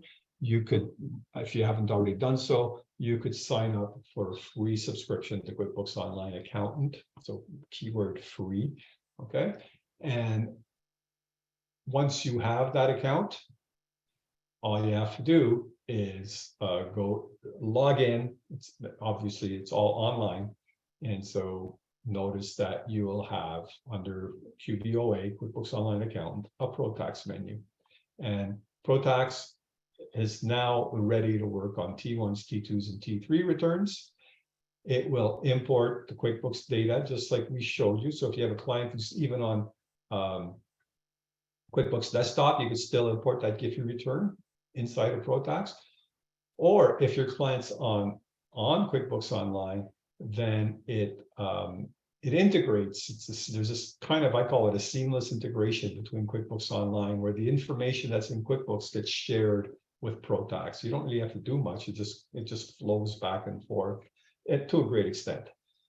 You could also start a tax return from scratch. The same powerful auditor that you see in ProFile is in ProTax. Yes, it's e-file ready. Why should you even consider using ProTax? Keywords, reduced redundancy. Okay, so the key thing is that, as I say, if you've got clients on QuickBooks Online, then you can again find efficiencies, because ProTax and QuickBooks Online share information back and forth. Okay, so that your bookkeeping data, your accounting data in QuickBooks Online easily flows over to ProTax. The other benefit is you can work from anywhere. It's online. Okay, so you can easily work from any computer. It doesn't have to be your dedicated computer. As long as you have access to the internet, you could open up a ProTax session. Okay, I actually use it with my iPad. I know that some people say, yeah, that iPad's a small screen. I love it. I love it. I could be anywhere. I have a browser. You just, just launch a browser on your iPad, or if you have any kind of tablet for that matter, launch a browser and you could work with a client tax return. Okay, there is that seamless integration that we talked about. For a MacBook fan like me, this is another biggie because it's platform independent. I don't have to use a Windows computer if I don't want to use a Windows computer. I could use ProTax with my MacBook, okay, because it's a browser. And this is, in my opinion, it's future ready. I think what we're seeing more and more is mobile, online, and ProTax checks those boxes. It ticks off those boxes, okay? There's information. I'm not going to click the link because, as I say, we are kind of getting tight on time, I think. But nonetheless, if you want to look and see or learn more about ProTax, you could go and click the link that's here, or you could just open up a ProTax and you could read up on what it does, what it can do for you, what's new, because it's changing all the time. And there's a lot of development going into ProTax. And T3 was one of the most recent additions, as a matter of fact. And there's all kinds of workflow. There's all kinds of client communication resources available in ProTax it really is, as they say, future ready. So very quickly, the way it works is that for a T2, you're going to use something, if the client's already on QuickBooks Online, you're going to use something called work papers. This is where you create your work or prepare your working paper file. And then from there, you could send the information to Giphy automatically using QuickBooks Online and ProTax. And here's work papers, an example of what work papers looks like. So there's kind of like your trial balance. You could start working on that year end, updating values, entering, adjusting journal entries, adding in your supporting documentation, all your source documents, recording some notes for your team or even back to your client. Okay, well, you could do all of that from this window. And then you could, if you want to stick with ProFile, you could then send it, if your client's already on QuickBooks Online, you could export the Giphy file and import it into ProFile. Or if you want to give ProTax a try, the information can go straight into ProTax by clicking this link, Start Return in ProTax. Okay, and there's an example of what ProTax looks like. Okay, it's a modern interface, it's a clean interface. Remember that it's the same tax engine as ProFile. It works pretty much the same way that ProFile does. It looks different, of course. It's all in a web browser, but you probably tell I'm a fan. Okay. And again, if you want to learn more, you could click the link that's here, or you could just open up your own browser, go to QuickBooks Online, and then search for ProTax to see all the latest information about it. Okay. All right. It's now 2:17, so just a little bit after a quarter past the hour. So why don't we take a roughly 15-minute break?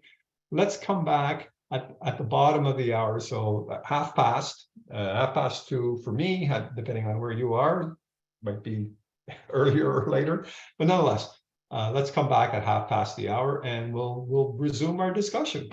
Thanks a lot.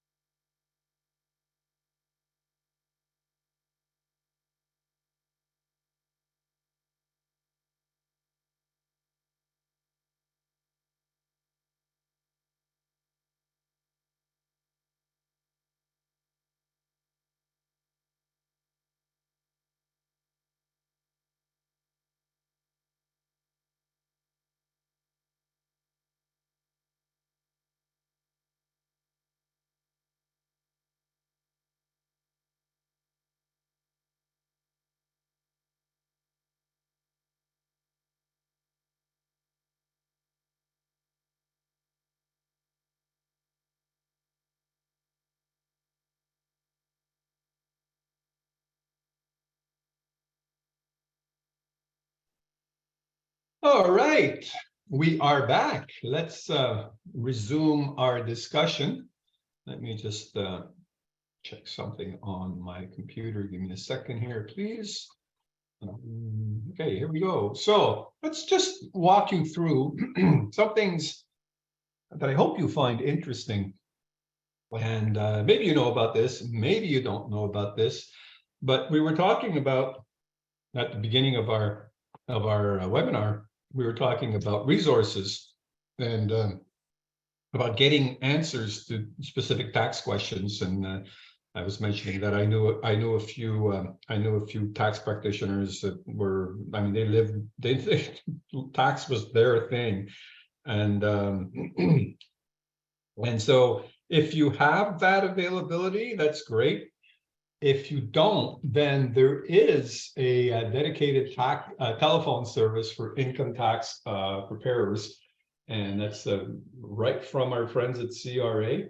And if you're not using this, you might want to look into this. You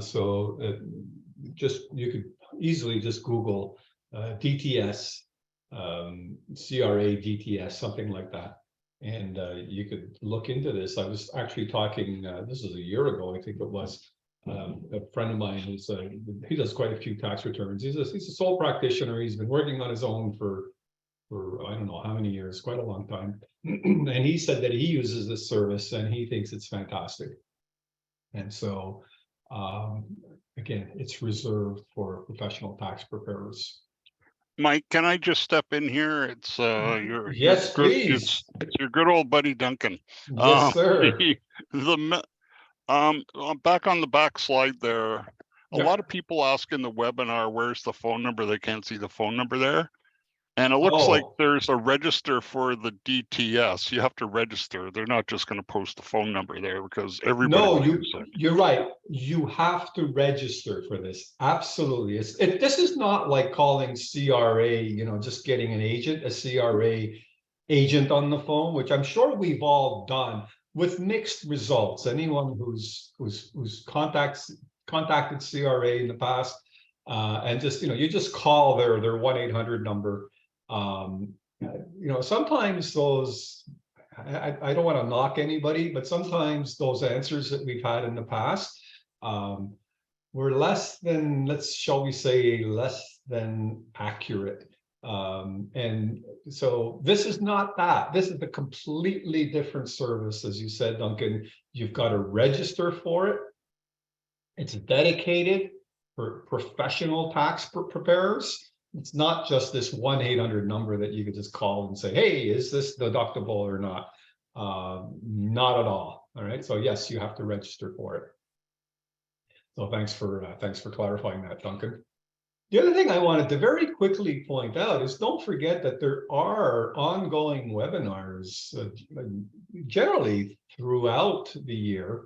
And I just wanted to show you the calendar for December. So over and above the webinars that we're doing, there are other webinars that come up on a regular basis on various profile related subjects. And so you could easily go to the Intuit Profile website and go and find the events and webinars page and look and see what's coming up. So there's I mentioned the videos that I'm a big fan of. There are also webinars that you can attend. And another tip that I wanted to just quickly point out, oftentimes as we start using ProFile on a regular basis, we like those shortcut keys. And I just thought I'd throw in a slide of some of my favorites anyway, or at least some of the ones that I seem to use on a very regular basis. And I just thought I'd share that with you, and that you can refer to that at any time. Okay, we've got maybe 20 minutes left before we hand over the work to you folks, that you could try out that import file, and I'll walk you through it one more time before we give it to you as an assignment.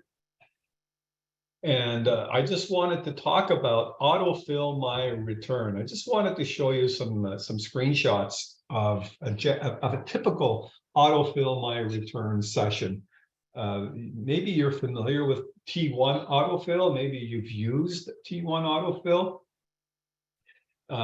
This is similar, but certainly in no way the same as T1 autofill. Because first of all, T1 autofill is for the year you're working on, in the sense that what I mean by that is you're going to get data for the tax year in question. What's the income for that tax client? You know, what's their T4? What's their T5?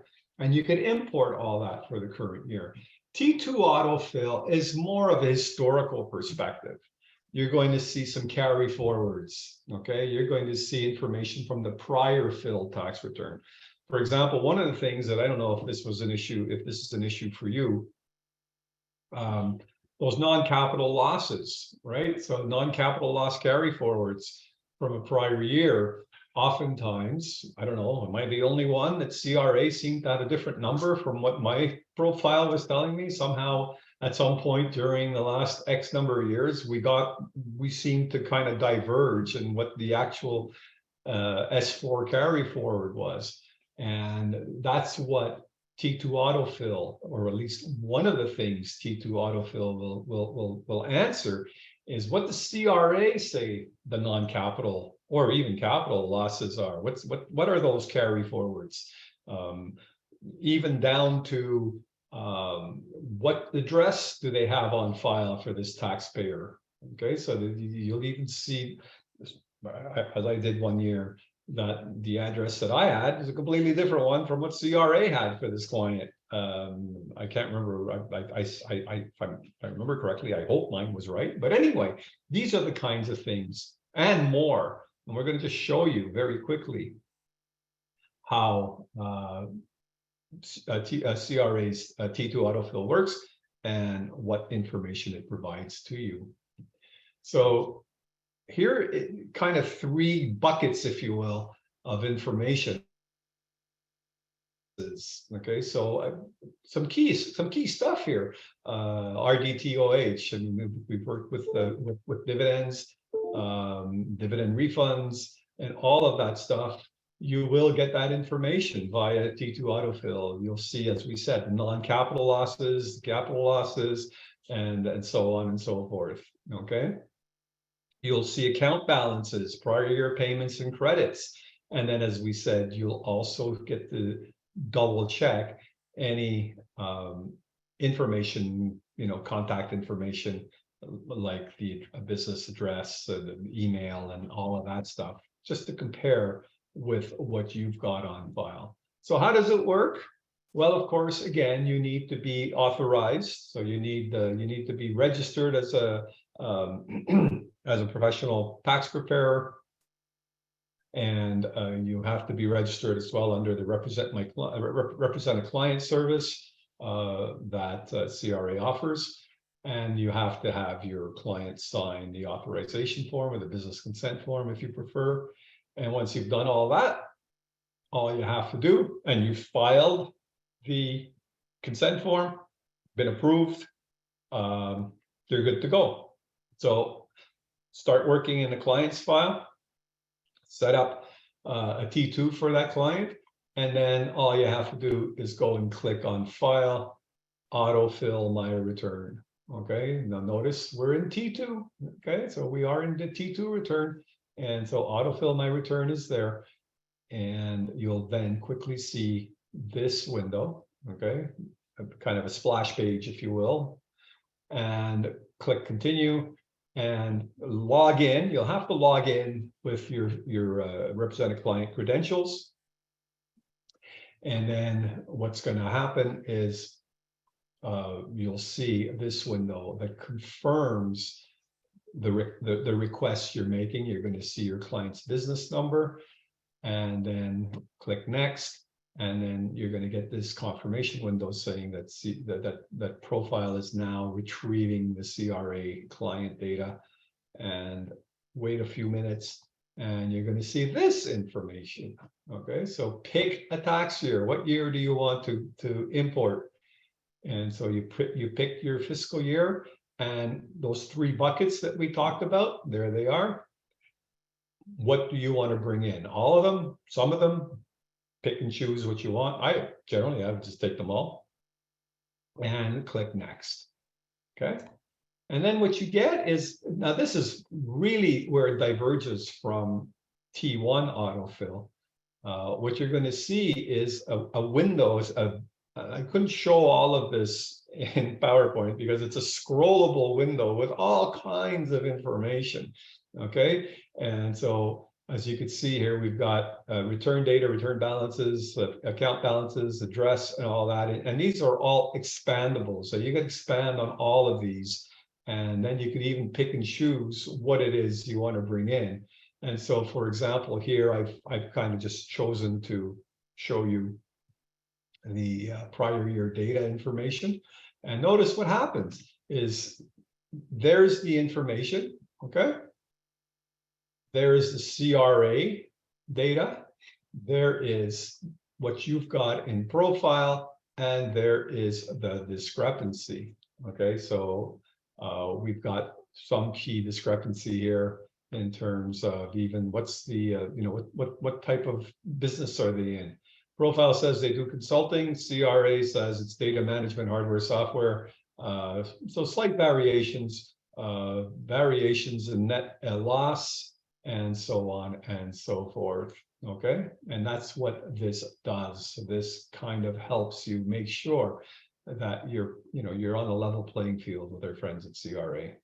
All right, so easy to use and a good kind of double check, if you will. Okay, that's all I wanted to talk about with T2 autofill. Got a couple of other things to discuss before we open things up.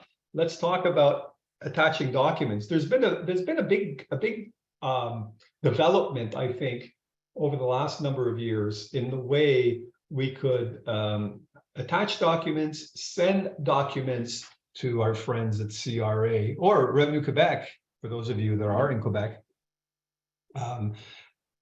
There's been changes over the last few years, and I just wanted to quickly point out some of these. We're just going to stay in the PowerPoint, just kind of give you an overview of this.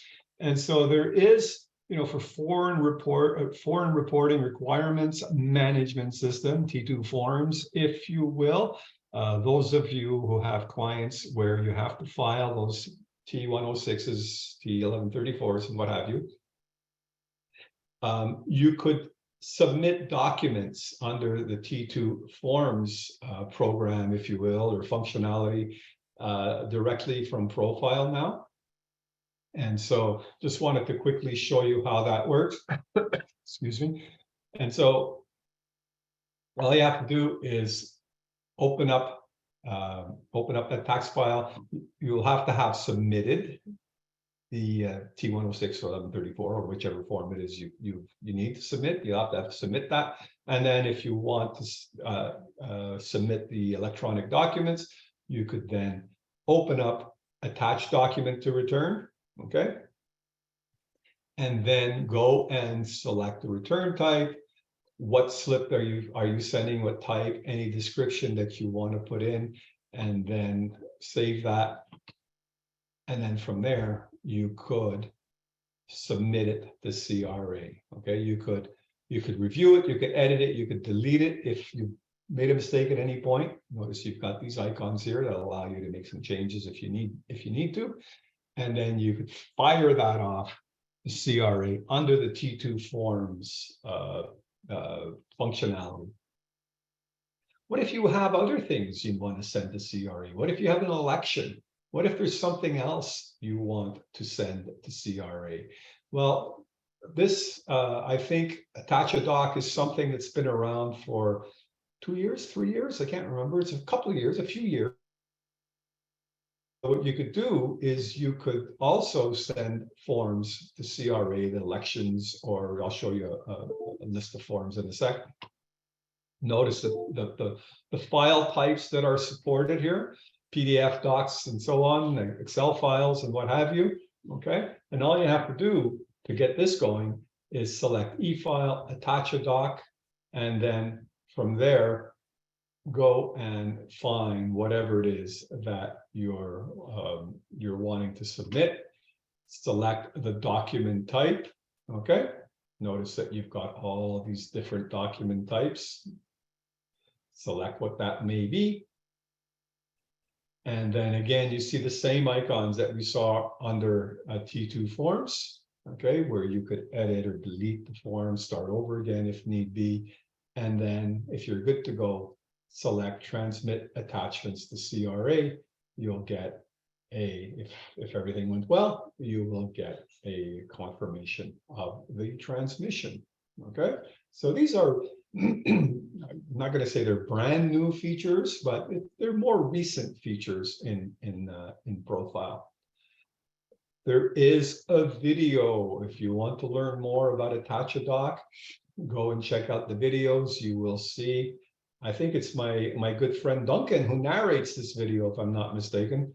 And so you could check out that video. Okay. And we're not done with forms and attaching of documents. You could also attach a document to the tax return itself. This is such a handy feature. Some of you probably know about it already. And I find, surprisingly, that a lot of longtime ProFile users are unaware of HyperDocs. And so I'm going to take maybe 5 minutes and just quickly explain what HyperDocs is and what you could do with it. So I'll give you a couple of scenarios. One scenario is you worked on a tax file, T1, T2, whatever, it doesn't matter. And you know what happens, right? You're working on a tax file and you're not sure. Is this deductible? Is this not deductible? This is kind of a gray area. I'm not sure. Oh, how do I deal with this? And you start doing your research, right? You go online or you talk to some people, and then they'll refer you to some document. Oh, actually, there was a court case, right? And this actually happened last year, and it went to court, and the taxpayer won. And if you look at it, you can read up on it. Go to this website, or there's a PDF that you could find that you could download. And you find it and you go, okay, well, this applies. I could make the same deduction for my client. So you file a tax return. Next year comes along and you're facing the same situation. And now you're like, oh, wait a minute. I remember doing this last year. What were the ground rules again? What was that all about? I remember this, but I can't remember the details. And I seem to remember downloading a document. Where did I save that document? I know it was a PDF. Can't find it. Well, with HyperDocs, you can actually attach that document to the tax return. You could attach a spreadsheet to a tax return. What I would do oftentimes is if I was working on a client file that was a bit complicated and I had to do some reconciliation, for whatever reason, I had an Excel file that was reconciling data from, some certain numbers into some different numbers. And so I had these Excel files that I would create. I could just attach them to a tax return using HyperDocs. So let me just very quickly show you that, because anywhere in a tax return, I could right click, okay? And I could say, I want to attach a HyperDoc to this. So I could attach a HyperDoc to any tax line. So for example, here's just a general Excel file. I select the Excel file, I click open, okay? And notice what happens. Now ProFile says, do you want a link? Do you want to click a hyperlink to where that file is sitting? Or do you actually want to embed it into the tax file? I would choose embed, because you know what's wrong with a link? You change computers, you change the location of something, you've broken the link. So embed it, click OK, all right? And I now have that green shaded field again, okay? And I could now view the HyperDoc at any time. Notice when I hover my mouse pointer, I could see that and I can even see what type of file it is. Notice that it tells me It's an Excel file that's linked here. And so I could go and right click it and say, open that hyperdoc. Okay. And it's going to fire up Excel. And I could now view that file. Okay. And so you could do this. And this is just a generic T2 file, Excel file that I use in some of my profile training webinars. But that's all it is. It's a hyperlink. You could even do it a different way. You can just go file. Okay. Whoops, let me do that again. Go to the file menu. Notice we've got a hyperdoc submenu. I'll click on that. And now I could attach a hyperdoc just to the whole tax file generally, or I could attach it as we did to a specific line or a specific schedule in a tax return. Okay. And that's what HyperDocs does for me. The other thing, I don't have a lot of time to show you, but the other thing that this will do as well is that if you make a change to a HyperDoc document, okay, so if I go and make a change to it, okay, ProFile is going to tell me, hey, wait a minute, they're out of sync. The ProFile tax file that you've created a HyperDoc has different data in it, and so you could reattach the HyperDoc. So you'll get a warning about that.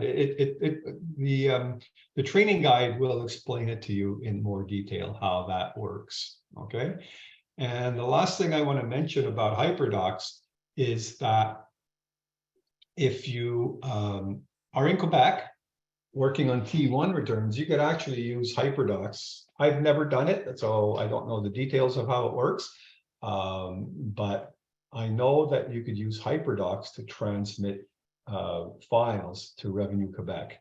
Okay, and that's something it's been there for quite a number of years. I'm not sure exactly how many, but with Revenue Quebec, you could use HyperDocs to send files. Okay, doesn't work with CRA, only with, as far as I know, Revenue Quebec. Okay, so have a look at HyperDocs. There's so many ways in which it could be used. Okay, you could example, right? You've got a client that's got a lot of donation slips, and you could scan all of those donation slips, create one document, and then attach it to the tax return. So if anybody says, show me these donation slips, well, they're attached to the tax return. Be careful of file size. I'm not sure exactly what the file size limits are. I know that there are file size limits, so watch for that. But HyperDocs, wonderful tool. Okay. All right, before we show you or ask you to do that T2 scenario, if you're up to it, I know it's been a long webinar, and I know everybody's busy. If you have time to stick around, that would be great. But let me just show you one more time how to import that Giphy data. Okay, so again, we're open up a T2 return. I'm just going to even do it from scratch. I'm just going to click File, New. All right, T2, make sure you select T2, and let's pretend this is 2021 0901. Let's pretend. Okay, so it's an August year end. Click OK.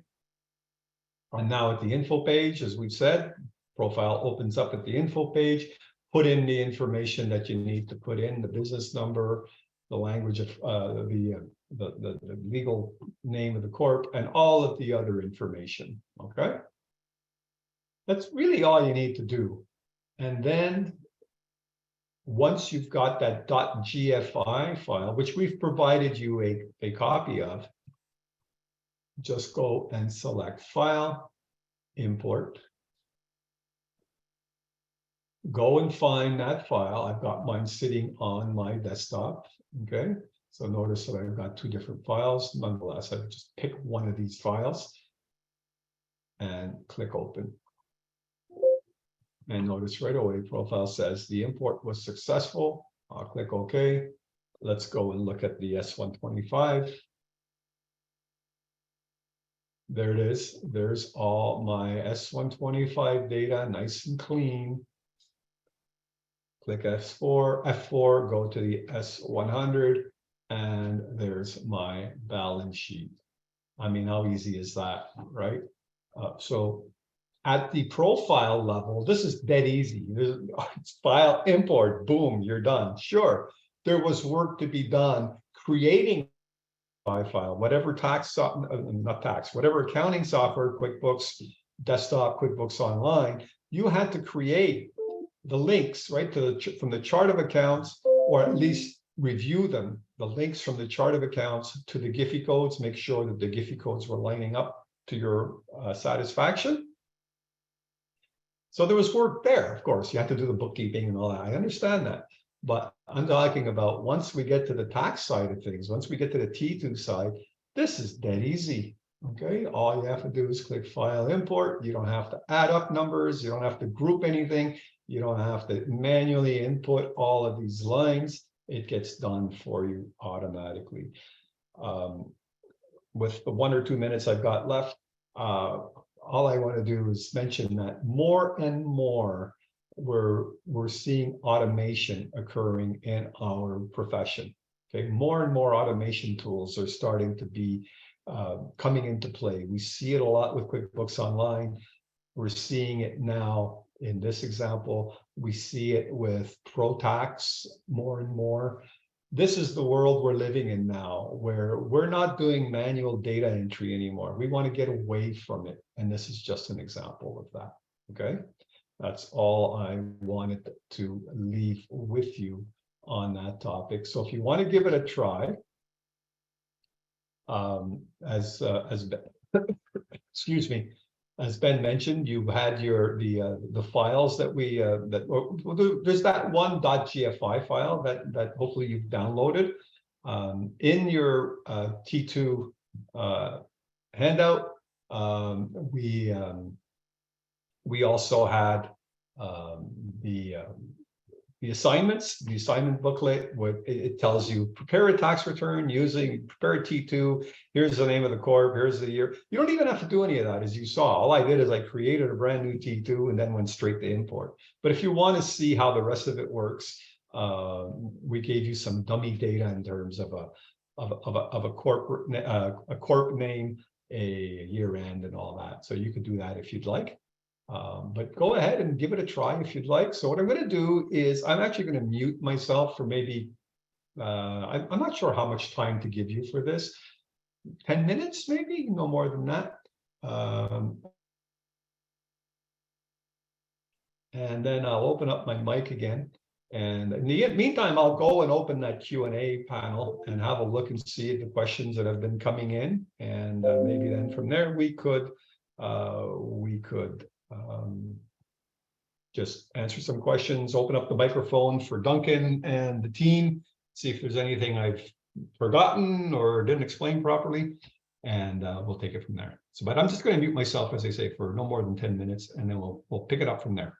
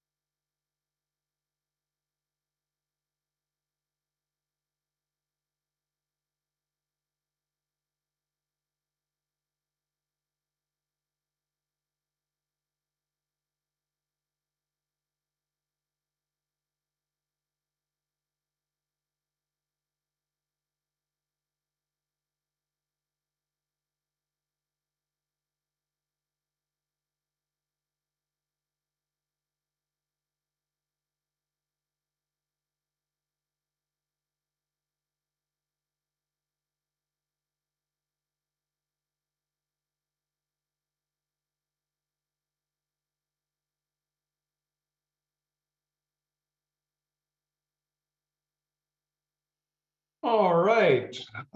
Just reading through the questions. First of all, holy cow! You folks were busy answering questions, and the profile team, you were incredibly busy answering questions. There's a whole slew of questions that have been answered, and most of them have been. I'm sorry, a whole slew of questions that have been asked, and a whole slew have been answered. So thank you again to everyone for responding to all of these incredible quantity of questions. It's wonderful. I'm just having. Oh, Yeah, Mike. Yeah. Do we get our hot toddy break after this? We could use a little. You deserve it, my friend. Yeah. Boy, yeah, go ahead. Anyway, one question came up. The Giphy's titled Davis Coltrane Giphy, and in the Giphy, it actually imports. Sorry, I've got it here. Oh yeah, Jones and Howard. I see it. I see it. That's an easy explanation for that. I screwed up.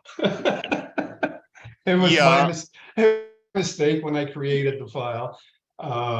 So sorry about that, because I don't know what prompted me. Jones and Howard Corporation was the name we used in last year's webinar. And I thought I had changed the data for this year's webinar. I think I just changed the file name and nothing else. So apologies for that. My mistake. That was my mistake. So yeah, and thanks, Michael. And I just answered that it should be Jones and Howard, because that's what's in the Giphy. That's what's in the Giphy, correct. And that just goes to demonstrate that what ProFile does is just import what's in the Giphy. So it doesn't do anything, doesn't do any calculations, doesn't do anything except rounding off if necessary. Exactly. But it just imports exactly what's in the Giphy. Yeah. Jones and Howard was in the Giphy, so that's what's important. That's what came in, exactly. And I'll have to make that change for our next webinar in December. Yeah, I mean, it's a wonder. I don't know, you know, for those who are on the call, and I've worked with a lot of T2s, the Giphy part is the worst part. It's just like, you know, especially you can imagine you've got a chart of accounts with, who knows, you know, sometimes in excess of 100 accounts, and you've got to take 100 of those chart of accounts, and you've got to kind of condense them into, you know, 20 Giphy codes on the balance sheet, and, you know, whatever quantity on the income statement. And it's a lot of work to condense and group and add up and then type in one by one all of those Giphy codes. And this is a cakewalk in comparison. And so yeah, as you can see, I'm a big fan of the Giphy import. I just loved it from, you know, from day one. And I'm seeing that some people are commenting that they've tried it and it worked. And so that's great. I'm glad that you've given it a try, except for my my goof with the with the name of the file. Sorry about that. And let me just look and see.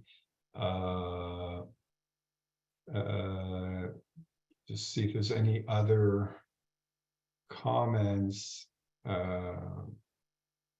Someone's asking, is it possible to get a Giphy file structure to be able to create files ready to export from different applications? I'm not, Gordon is asking that question. All I know, the only thing I'm aware of, Gordon, is you could create those Giphy files from accounting software like QuickBooks, for example, will create that Giphy export file.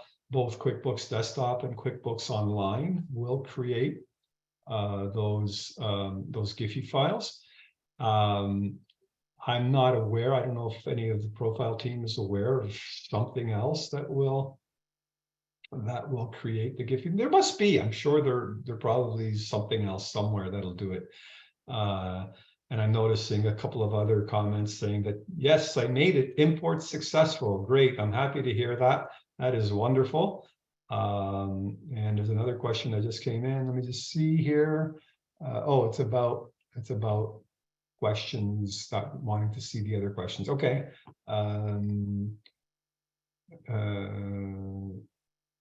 Someone's asking about the S100 note. And in recent T2s that I have done, that no longer appears. An audit message regarding S100 notes. Susan, it's not ringing a bell, to be honest with you, getting an audit message about the S100 notes. Just not at the end of the day, I guess my brain's a little bit fried, but I'm not familiar with that audit message right off the top of my head. I'm sorry.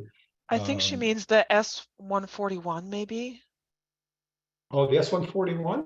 I'm not sure that, are there any notes on the S? I'm not sure that there's any audit errors. No, on but these. Because the S141 no longer has audit messages in our auditor, I think maybe Right. that's what she's referring to. I don't know. Yeah, I'm not aware, I'm not familiar with it myself. Sorry about that. Probably, you know what usually ends up happening with these things is 2 minutes after we hang up and finish the webinar, I go, oh, I remember now. So maybe if somebody comes to mind and we're all together again next week, we can bring it up. But sorry, it's not ringing a bell right now. Let me just see if there's any other. So other confirmation that people have downloaded and imported the Giphy file. Great, happy to hear that. That's wonderful. It sounds as though that was a successful exercise and assignment. So I'm glad to see that you've been successful in importing those Giphy amounts, except for my little mistake. And let's see, notes that appear on the financial statement. Oh, I think I know what you mean, Suzanne. Hang on a sec. So you're talking about, what is it? Is it the S100 notes? Hang on. Is that what it's called? I haven't used it in such a long time. That I think this is what you're talking about, the S100 notes. Yeah, so the first thing is that it's not obligatory. You do not have to submit notes with your financials. I think maybe it's all coming back to me now. On the S141, somewhere on the S141, you indicate if there are any notes. Right here we go, right over here. Were notes prepared to the financial statements prepared? If you check yes here, does that trigger an audit message? Yeah, there you go, Suzanne. I think that's what we're talking about. If you indicate yes on the S141 that there were notes to the financials, but then you do not complete the S100 notes schedule, that's going to trigger, it looks like. Notice that passive auditor, whoops, I'm in the wrong place. The passive auditor is highlighting, saying, hey, hang on a sec. You said there were notes, but you didn't include any. So maybe that's what you're describing, Suzanne, if I'm reading it right. Someone saying, for the first year after incorporation, ProFile keeps asking me to complete S101. Absolutely true. If you check on the info page that, whoops, let me go back to it. Come on, here we go. So if you say yes, first year after incorporation, you're going to see the auditor right over to tell me that there's the S24, which is pretty much just a check mark. Just click the open up the S24 and click the checkbox. And then, yes, you do have to create or prepare an opening balance sheet. So if I go, again, using Form Explorer, go to the S101 opening balance sheet. So you have to submit an opening balance sheet for a brand new corporation. Okay. And so there is the need to fill out that S101 for first year filers. And someone's asking, where do I enter the CCA info? Brent, all you have to do is hit F4 on your keyboard, what I do generally is I start with the Schedule 8, which is the capital cost allowance schedule. That's what's going to calculate the CCA, the capital cost allowance for tax purposes. And then just go and see we have here the first line. Just double click in there. You're going to jump to CCA details, or just open up S8 class, but for some reason, I always forget the name of that schedule, S8 class. I just go S8, click the link, open up this page, and this is where you put in either your opening UCC, right, start of the year undepreciated capital cost, or any additions in the current year. So that's where you would put it, and that would carry forward to the S8, okay? Let's see here. Can you import 2 Giphy files? No, I'm not sure why you would want to. Generally, no. You import 1 Giphy file that has 2 schedules attached to it, the S125 and the S100. Let me just see. Is there anything else here? I think. Yeah, Michael, I'm thinking there might be corporations with more than one S25.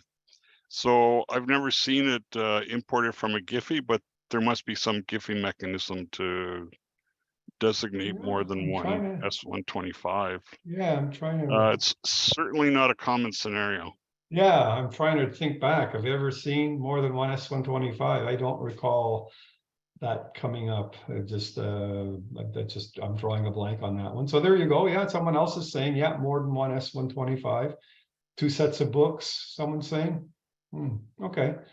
Can't think off the top of my head right now, but again, oftentimes these things are things you think about later. But yeah, as Duncan suggested, it sounds as though no, we cannot import a Giphy more than one, or more than one Giphy. Oh, okay, more than one rental property. I could see 2 S7s maybe for that rental income. Wouldn't you just put them? I wonder, would you put them on different S125s? I think I would have put them on the same S125, but have different S7s. I'm just, and now we're getting into tax details, so let's not. Yeah, I agree with you, Michael. I think they would be on one S25. Yeah, but they would be there might be 2 S7 rentals. Yes, exactly. That's the way I'm looking at it. But again, we don't want to get too deep into the actual tax treatment. Right, and that's why I say there might be an ability if you export a Giphy from books that have 2 businesses. You can check and see if it imports, but correct. we have we just don't have a definitive answer because we haven't tested that. Yeah. Just seeing another question that just came in regarding attaching files to CRA. Do we have to attach S125, S100? You don't have to attach the S1. The S125 and the S100 are embedded. They're part of the T2. You don't have to attach any separate financial statements at all. T1135, maybe you might have to submit that, but the S125 and S100, no, there's no need to attach any additional copies of those. They're part of the T1, not of the T2. I'm sorry. So yeah, you do not have to attach those at all. And yeah, I agree, Michael. I'll comment here. I'll comment here. So the attach a doc specifically won't let you attach financial statements because they are the S100 and S125, and if there's any notes, they should be in the S100 notes. So attach a doc will specifically not allow you. On the Quebec side, sometimes you are required to file financial statements, but that you would do through a hyperdoc. Right. Okay, yeah. So we're getting into some pretty specific kind of, advanced stuff. Helen is saying you can have more than one S125. I'm not disputing that at all, Ellen. I'm not disputing more than one. I just can't think of a scenario where that would happen. But I don't dispute it at all. Carolyn is asking, are you aware of how to make a Giphy from a caseware? I don't know myself. I see Miriam's answering your question. Carolyn, I'm sure it's possible. I'm sure casewares can export a Giphy file, but I couldn't begin to walk you through the step right now. Well, it looks as though we're pretty much done. Is there an advanced T2 webinar? No, there is not, Crystal Lee. There's only this one T2 webinar. We are having next week an advanced T1 webinar. I think that's on Tuesday next week. And then we start it all over again in December, the same 3 sessions that we did in November. And Andy's confirming that yes, caseware can export. Yeah, I'm not surprised to hear that at all. But I couldn't, as I said, I couldn't begin to walk you through the step. And someone else is, again, there's quite a few comments coming up on caseware Giphy export. So I'm sure a quick Google search will reveal the answer to that for anyone who's interested. Okay, I think someone's asking if we can get a copy of today's webinar. I think you will receive I will before we wrap up, maybe I'll ask Miriam for a few quick last words. Maybe Miriam can answer the question to today's webinar, how to get a copy of it. I think you will get a recording. Maybe Miriam in a second or two, you can just confirm that. But Miriam's gone. Oh, Miriam's gone. Sorry about that. So, but yeah, they should get an email next week sometime. Oh, okay, great. Okay, that's great. Thanks, Julie. So yes, you will get a copy, an email with the recording of today's webinar. So just hang on for that email. And okay, well, listen, I think we're done. In Miriam's absence, Duncan, Julie, Mario, anybody want to just, I'll leave the final words to someone other than me. I've been talking enough, I think. So any final words? Yeah, sure. I can just close it off here, Michael. I just want to thank everybody for attending. And yeah, you should get a copy of this webinar and the slides and your CPD credits with the email that you used to register. And that should come to you in a week or so. Great. And that's it. Yes. I think, unless you got something more, Mike, I think we can end it here. Snoop, thanks a lot. Thanks, everybody. And thank you, Michael. Great job, as usual. Well, thank you to everyone. And well, we'll see you next week. Bye for now.